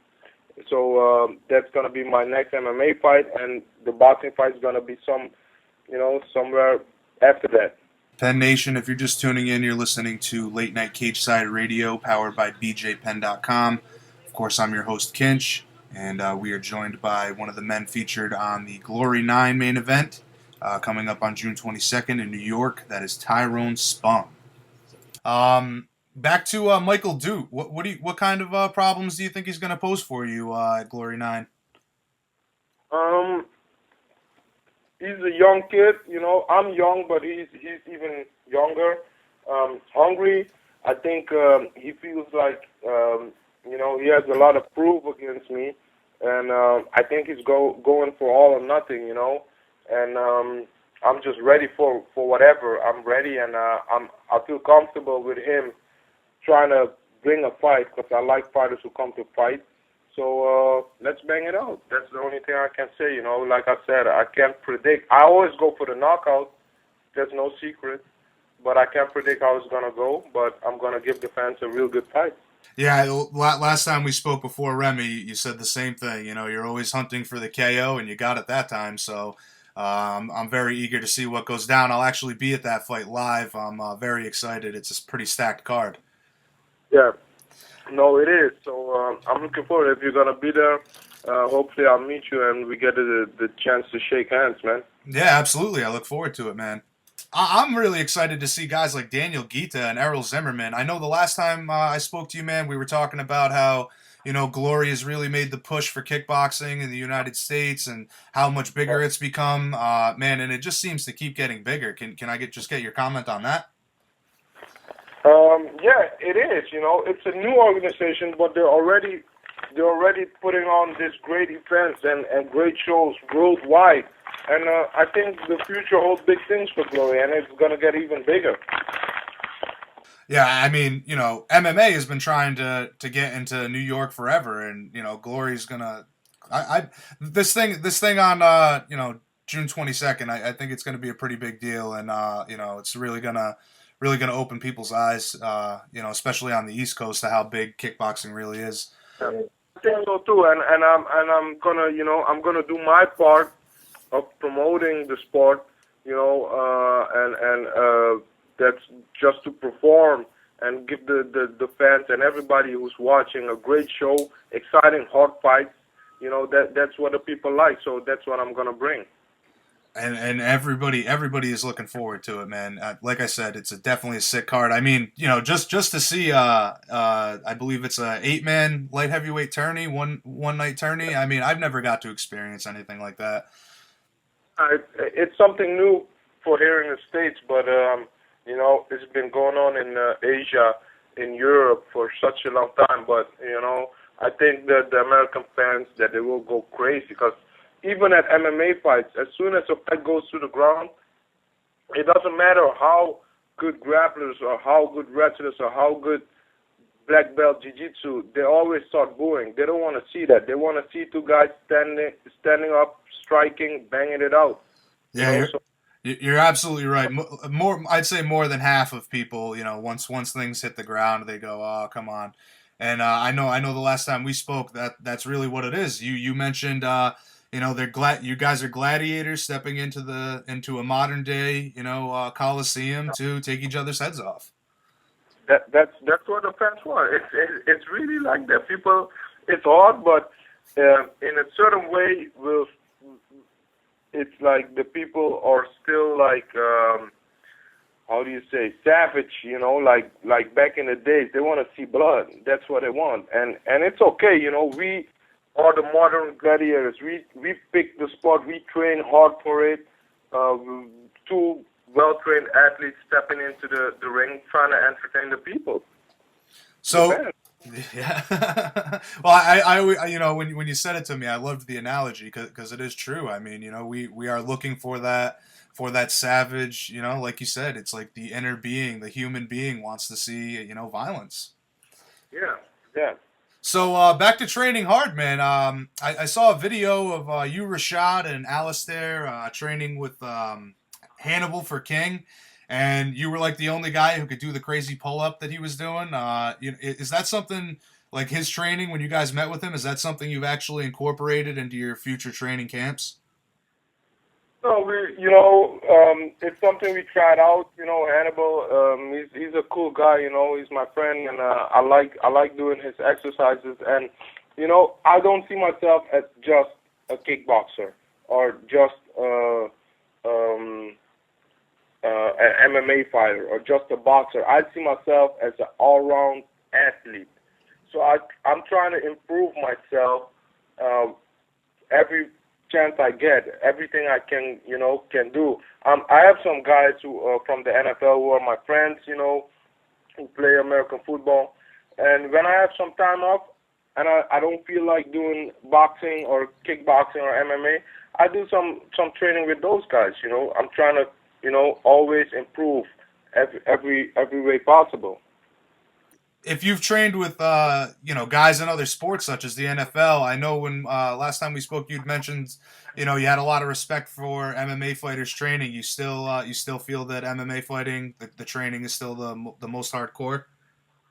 Yeah, not only MMA, just the fighting game. Like combat sports.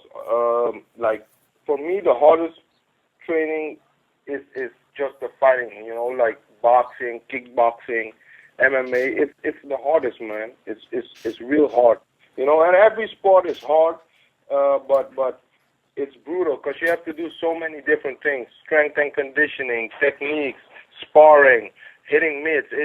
It's crazy, especially if you're trying to train like me, you know, at a high pace, brutal, you know, with force and everything. It's real hard.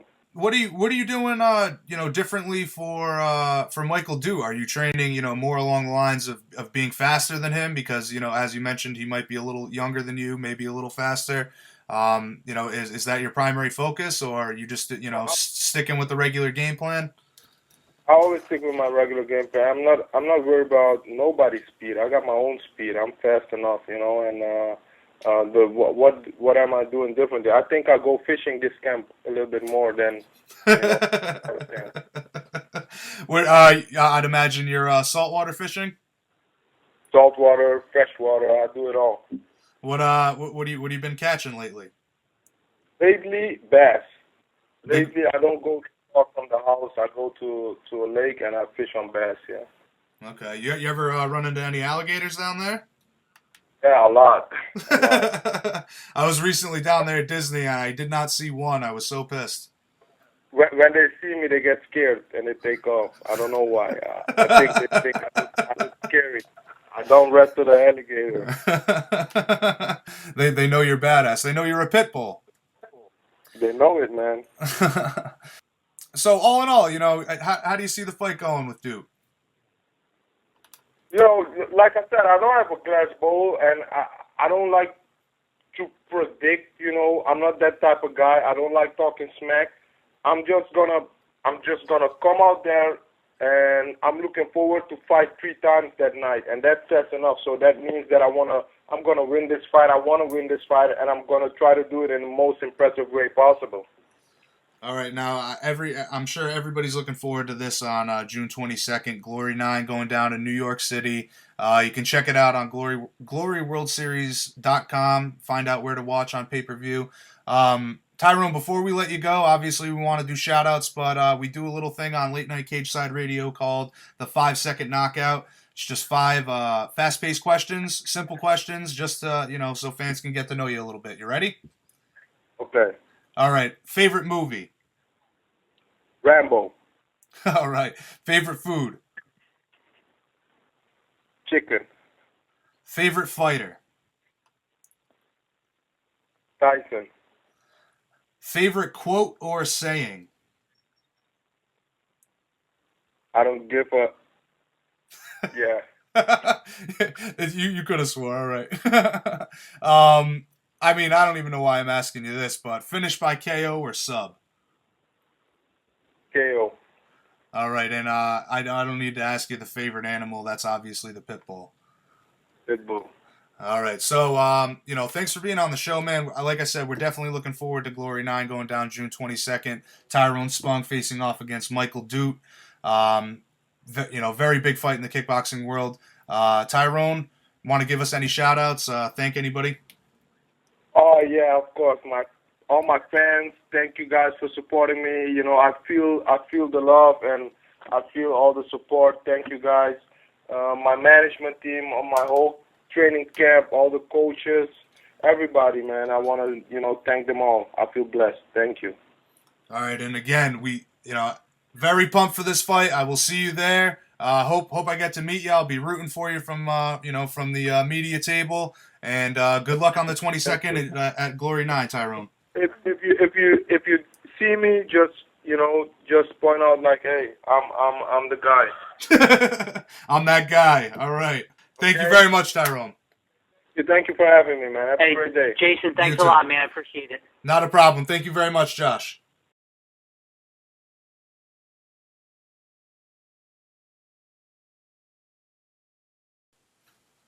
All right, we are back live. You were just tuning in to pre-recorded interview with Mr. Tyron Spong, the King of the Ring. And as we mentioned on that spot, he is the headlining light heavyweight in the light heavyweight tournament at Glory 9 coming up in June 22nd in New York. So Chase, what'd you think of Tyrone, man? Awesome, man. Guy, like we said, that's one of the guys I'm definitely looking forward to on that glory card. One of the biggest names. He's an animal. What is he? King of the Cage or King of the something like that. Yep, King of the Ring. That's his nickname. Yep. Nickname, yeah, King of the Ring, man. I'm looking forward to it. The guy looks like an animal. He seemed like a great interview, man. Did you have a good time with that or what? Absolutely. I have a little bit of a history with Mr. Spong, and I'm very happy I got another chance to, speak with him again. He's, always a great interview, stand-up guy, very humble yet very hungry, and he was talking about potentially pursuing boxing professionally as well as MMA and kickboxing. So, he's a connoisseur of combat sports. Yeah, I think there was a documentary on King of the Ring. If you go to he's got his own site, Tyron-Spong.com. Yeah, he. As a matter of fact, it's by the same guy who did the Ream, the online documentary called The Ream for Alistair Overeem. It's the same guy. His name is Elder Gross. That's actually one of my favorite things to follow online, guys. All the listeners at bjpenn.com, Late Night Cageside Radio. If you guys want to watch a really cool online documentary, go check out The King of the Ring with Tyrone Spong, done by Elder Gross, and also The Ream. It's probably a 24-part miniseries, but really, really, really well done. The music, the editing, everything's phenomenal. Visually, very stunning as well.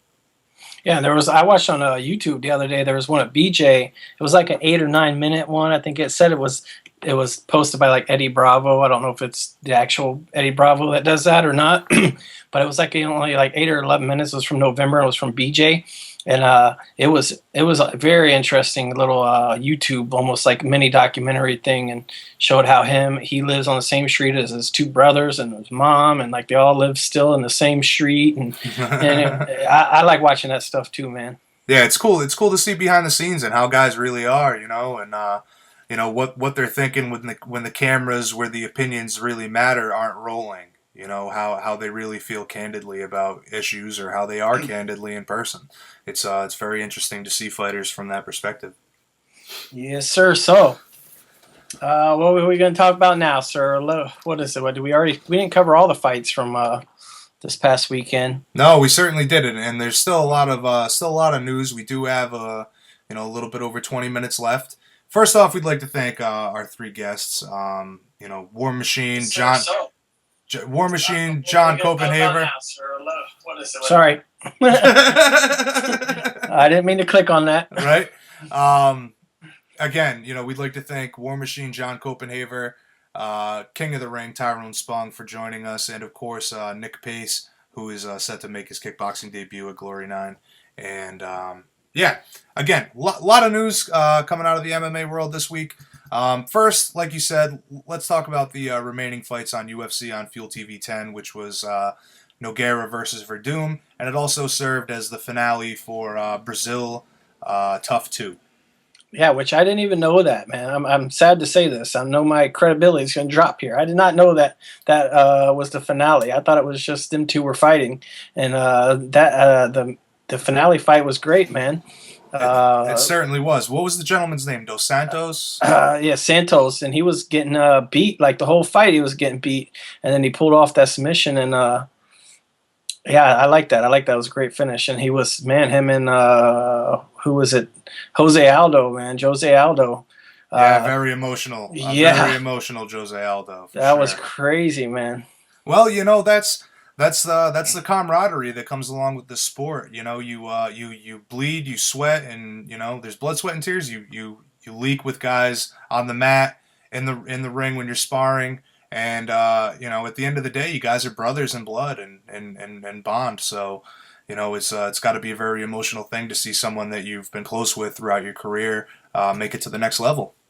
Yeah, I always relate it to like the military, man. The military, which I was in those when you're overseas with the guys, or even just in basic training, man, you get really close, and when you see, and it's like you really do become brothers. And I'm sure it's like that with training, because that training is not easy. Them boys are going at it all the time, but still, when you see one of your fellow your buddies, whatever you want to call them, your training partners, when they do something, you do feel it. I really believe that. Like I thought it was one of the other things I thought was crazy from that night, not crazy, but it was great to see was one of the guys I considered one of the greatest mixed martial artists of all time, Anderson Silva. He was carrying in the bucket for Nogueira, carrying in the little water bucket or ice bucket, whatever it was, drying his head off, in there, you wouldn't think Anderson Silva would do that. It shows you the respect he has for Nogueira. Oh, absolutely. Well, Verdum even mentioned it in the pre-fight interviews. He was saying, I really love Nogueira. Nogueira is a Brazilian icon. People love him here. I've always looked up to the guy.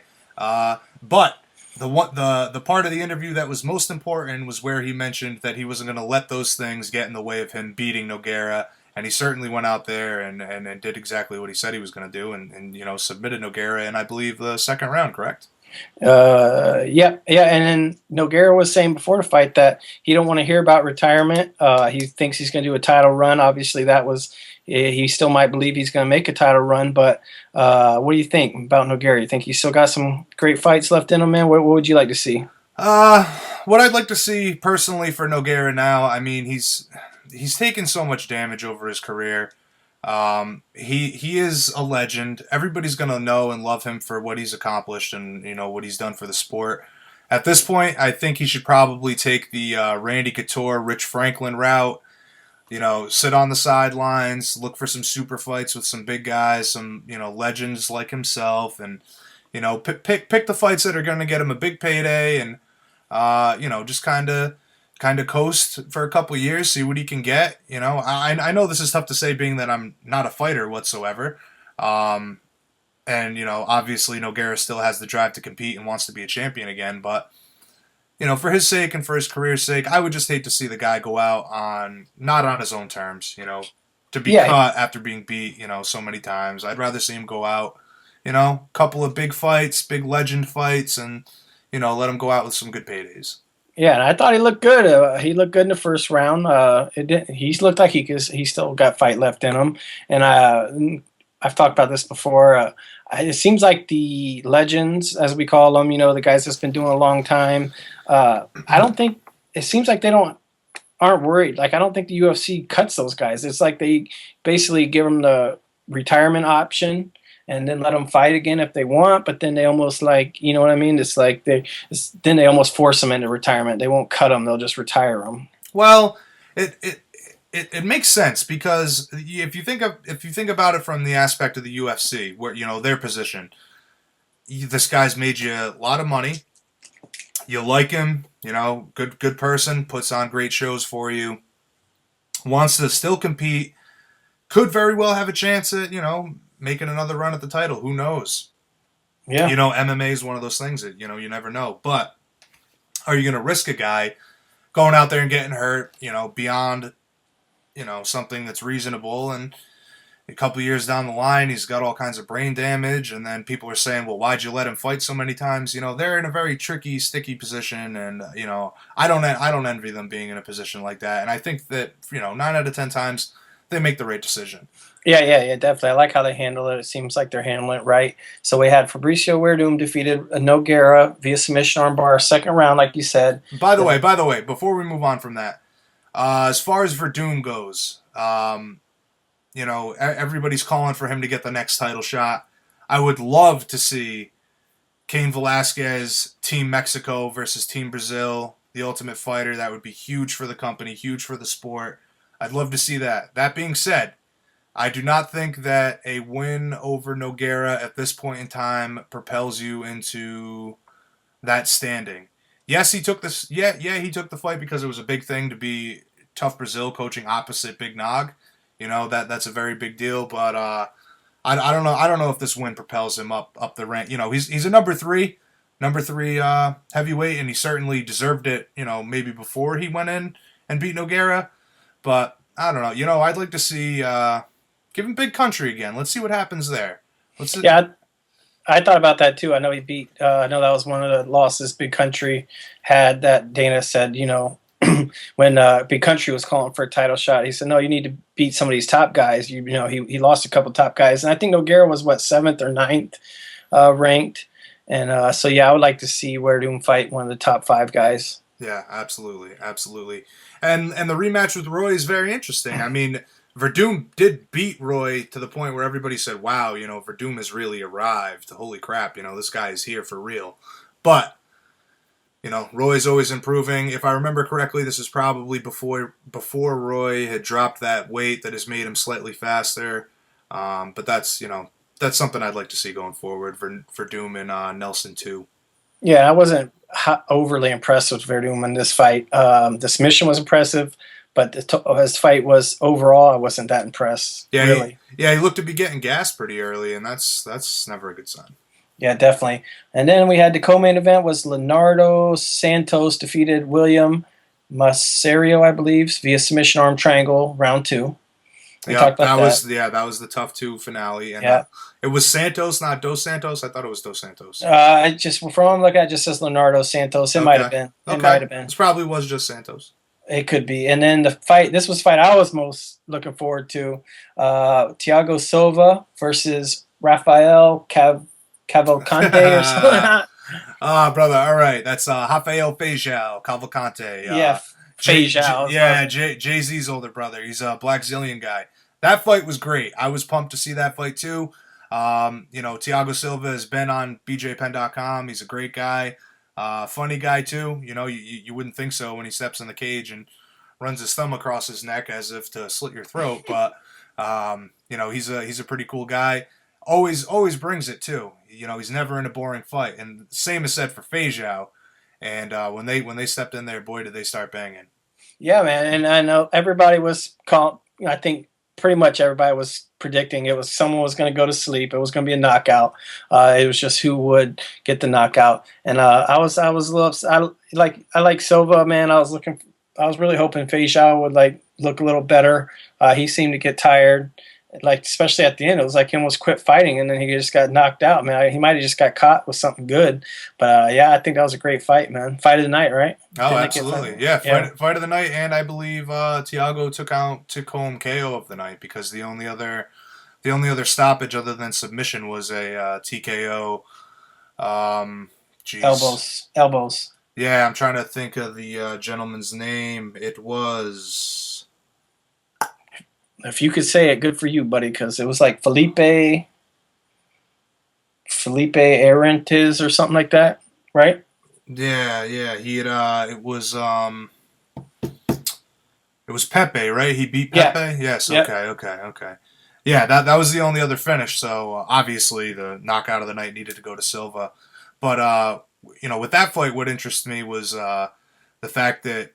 Feijão came out so strong. I mean, he hurt Silva, and I was like, wow, Feijão was bringing it. This guy's really gonna, put it together for his UFC debut. But, Silva weathered the early storm and, waited for Feijão to fade a little bit, and then came in with an onslaught of his own, and landed that big uppercut after that left hook, man, and it was, crumbling against the cage. Oh yeah, that's right. Feijão looked so good at the beginning, and it seemed like I don't know, who knows what happened. The next fight, which I think this was the submission of the night, was Eric Silva defeated Jason High via submission arm lock, round 1. Yeah, that was beautifully done. I don't know about what you think of that, Chase, but he dove on that arm bar in the Russian style, rolled it over.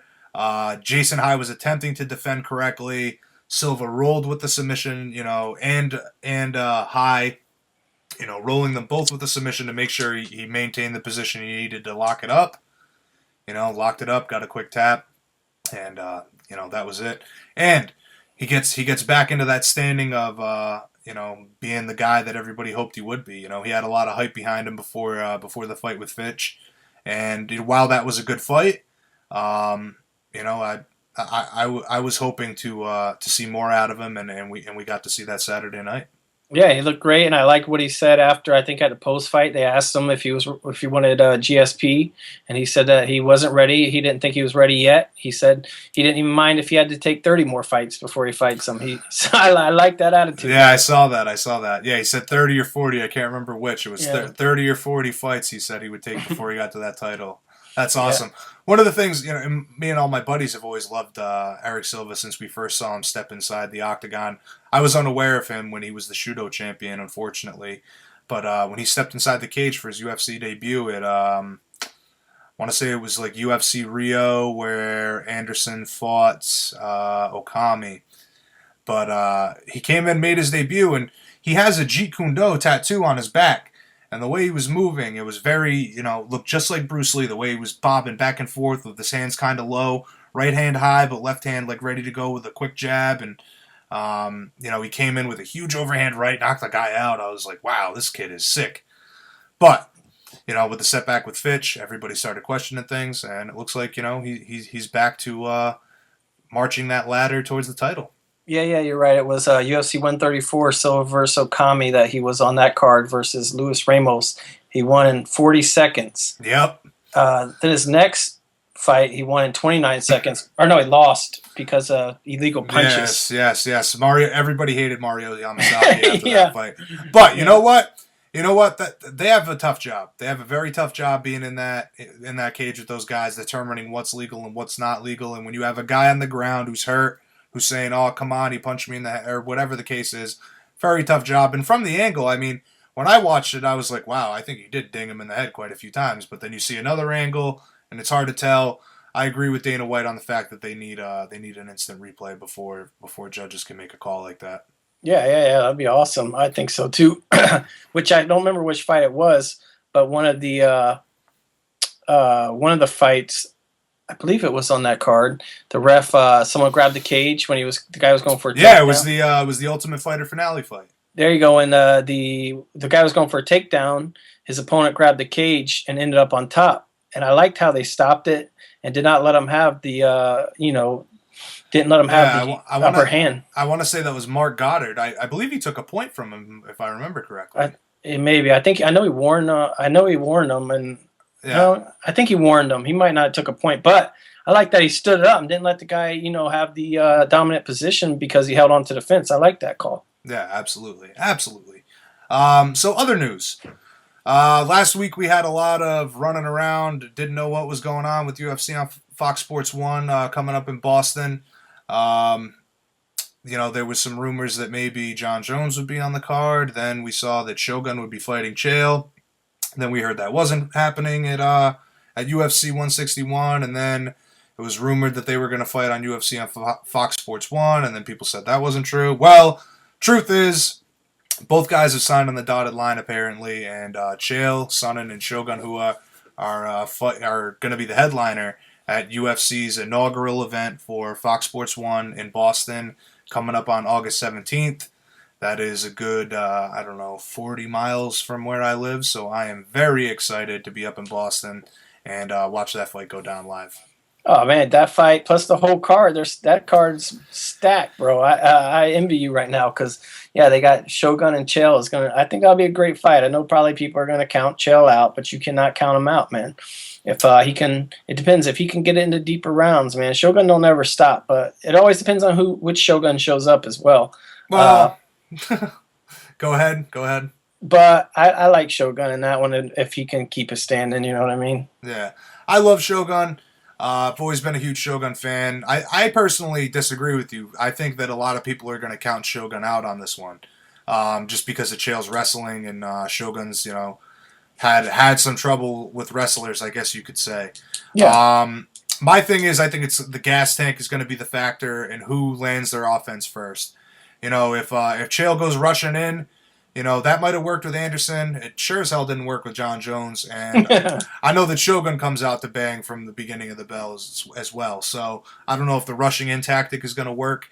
But the biggest factor for me in that is when it hits the ground, Shogun's got some great sweeps, and he goes for leg locks to stand back up. And I think that's going to be the determining factor on whether Shogun can get back up. Yeah, definitely, 100%. I'm with you on that one. He has a great bottom game. Yeah. If he don't tire out, we'll see. Exactly. He catches a lot of heat on the internet for his gas tank, but for a guy that's been riddled with injuries, on and off injuries, always coming back from something, he's a great guy. Always puts it on for the fans. I love to see him fight. Oh yeah, his fight with Henderson, that last fight with Dan Henderson, that's one of my favorite fights of all time, man. Oh, it has to be everybody's. Other news: Gegard Mousasi says he's eyeing a fight with Vitor Belfort at middleweight. I found that very intriguing. Mousasi obviously made his UFC debut against Latir. Geez, like how do you say that? Latifi, something like that. It was the replacement guy for Gustafsson. Anyway, we went out there and jabbed him and, jabbed him to death and put on a striking clinic, and then after the fact said that he was injured. So he's getting that surgery, wants to move to middleweight, which is probably a good idea because Mousasi's always been a kind of an undersized 205er, and wants to fight with Vitor, and that should probably be for number one contendership, I guess. I mean, given Mousasi hasn't done anything at 185, but... Yeah, I don't think people really got to see the real Mousasi in that fight, which, I think he's definitely top. He's a top level fighter, but I actually I don't like that fight, man. I think that, I don't know, man. I just think that, I don't think he should be, I think he needs to fight someone else first. Yeah. I think he should fight someone else before he takes that fight. Yeah, see, I mean, I agree with it because I've followed Mousasi for a long time. His only loss, really, in recent years was to King Mo, if I remember correctly, and King Mo just laid on him for 5 rounds or whatever. Mousasi was, it was like reminiscent of Boss Rutan versus Kevin Randleman, where Boss was beating the crap out of Kevin from the bottom. And that's pretty much what Mousasi did for 5 rounds or whatever, but lost the strap in the attempt. I just think Vitor's done enough that he should get a title shot at. That's just how I feel. If he's at either weight class, whichever one he wants. Yeah. Other big news. Obviously, Rampage signed with Bellator, and then he made his TNA debut. That was a little awkward. Did you see that? I watched the clip on BJPin.com, man. Yeah, but he had the snarl down, but it was awkward. I thought he would be a better talker, man. I don't know if it was nerves or what. I thought he was going to be able to talk with those guys. They've got to make him a heel or something because he's and he should have not very many speaking lines. That was my thing. I mean, I know he's an athlete. He's going to go out there and perform. He's probably going to throw some guys on their heads. It's going to look cool, whatever. But when it comes down to the soap opera aspect of wrestling, I don't see Rampage doing so hot at that. No, and I think he in A-Team. I didn't think it was bad acting. Some people I don't think would agree with that, but I think he'll be all right with that. But yeah, let's just get him some training. I don't know how he's going to be able to train wrestling and learn it like how he should, and be able to train for MMA. I just don't understand. Yeah, I don't know how they work that into the contracts with Bellator. I mean, don't you run the risk of injuries? Like a guy gets thrown the wrong way, and then oh crap, he's out of the fight that he was going to have in a few weeks. So that's a tricky situation as well. Other big news, and this is very big news for us at BJPen.com. BJ said he doesn't want to retire, is eyeing a fight at middleweight, and then Khabib Nurmagomedov, if I'm saying that right, I think I am, and Evan Dunham both call BJ out, say they want to fight him for his return. What do you think of that? I think that's a joke, man. Them guys, BJ's not going to fight those guys. He shouldn't fight those guys. Those guys aren't. That's BJ. And then what I also listening to, the news director for BJPin.com, Pedro Carrasco, on the Wednesday night show. I think I like what he said. They didn't really want to talk about it much, but they said, look, if BJ says he's going to come back and fight, whether he says he's going to or not, they said he's probably going to say that on BJPin.com, not tell Ariel Helwani. So they said, be very careful with that news, But as far as those two guys calling him out, that's a joke, man. Yep, absolutely. I, and even regardless, we all love BJ. He's going to do what he's going to do. We'd love to see him come back. But as far as Dunham goes, Dunham's coming off a loss. I don't see how that works at all. Khabib, though, is slightly interests me for the simple fact that he's getting to title contention. I mean, the way this kid throws people around is ridiculous. And the grappler versus grappler thing kind of intrigues me as well. But I would much rather see, if BJ was going to come back, I'd love to see him do, some kind of big super fight of some kind. Or maybe not a super fight, but big name, big rivalry, something like that. Yeah, Khabib, he's got the skills, but he's got to build up his name some more before I think BJ should fight him. Yeah. Speaking of BJJ, Brazilian Jiu-Jitsu ace Robert Drysdale has signed with the UFC. That's very interesting. Robert Drysdale, of course, one of the wizards in the grappling game. Trainer of Frank Mir and a bunch of other guys who are top-notch grapplers. And I believe he's undefeated in MMA. All submissions, if I remember correctly. I could be wrong there, but that's a very cool addition to the roster of UFC. Yeah, I always like seeing top level ground guys coming into it. Take it back to what it used to be, putting the top level ground guys in there against fighters and see how they handle it. Not to skip over the subject, but also I saw today, I think on Twitter, that Sugar Ray Sefo, is he just the president of World Series of Fighting? I think he's just. I believe he's CEO, president. I'm not sure what he is. But he's a kickboxing champion as well, I think. Yeah, I saw on Twitter today, which I don't know if it's confirmed, but I think it was from his. He at least retweeted or something that he's going to fight on the next World Series of Fighting card. You're kidding me. No, I swear. I think he already did. He did that before. So Ray Sefo is going to fight on his own promotion. Yeah, we'll have to check Twitter and we'll see. Maybe it's even out on bjpin.com, but I think someone tweeted. We got to get him on the show. We got to get him on the show. That is awesome. Yeah, so I believe I saw that. It'll be at World Series of Fighting 4. Don't quote me on that right now, but I think I'm pretty sure I saw that today. Awesome. We're definitely going to have to work on that. All right, before we wrap it up, I guess last bit of news. I was very happy to see this. Dominic Cruz has been cleared to resume training for boxing, resume some boxing training. I'd imagine that's light mitt work. They don't want him kicking yet or anything, but very good to see that he's finally back in the gym, cleared for training. Hopefully we can get a timetable for his return to defend the Bantamweight Championship soon. Yeah, definitely. I love watching his fights, man. His awkwardness, the way he moves. He's always in some great battles. And we'll have to see how he is coming off of a long layoff and coming off of the injury. Hopefully, it's great to see that he's back training, though. Yeah, absolutely. And you're right. He's coming. Not only is he coming off of a huge layoff, but he's also coming back to having to fight a monster. Yeah. Renan Barão has been devouring his division in his absence, and he's got a hell of a fight when he comes back. Yeah, I've been impressed with Barão, man. I'm looking forward to that fight. I can't wait for that fight. Yeah, we also wish him the best. Hopefully he can make a return. UFC 161 in Winnipeg suffered after that injury. All right, so I think we've had a great show, guys. Thanks to all the listeners tuning in. As always, Late Night Cageside Radio is powered by BJPen.com. We've had some great guests tonight, as we mentioned.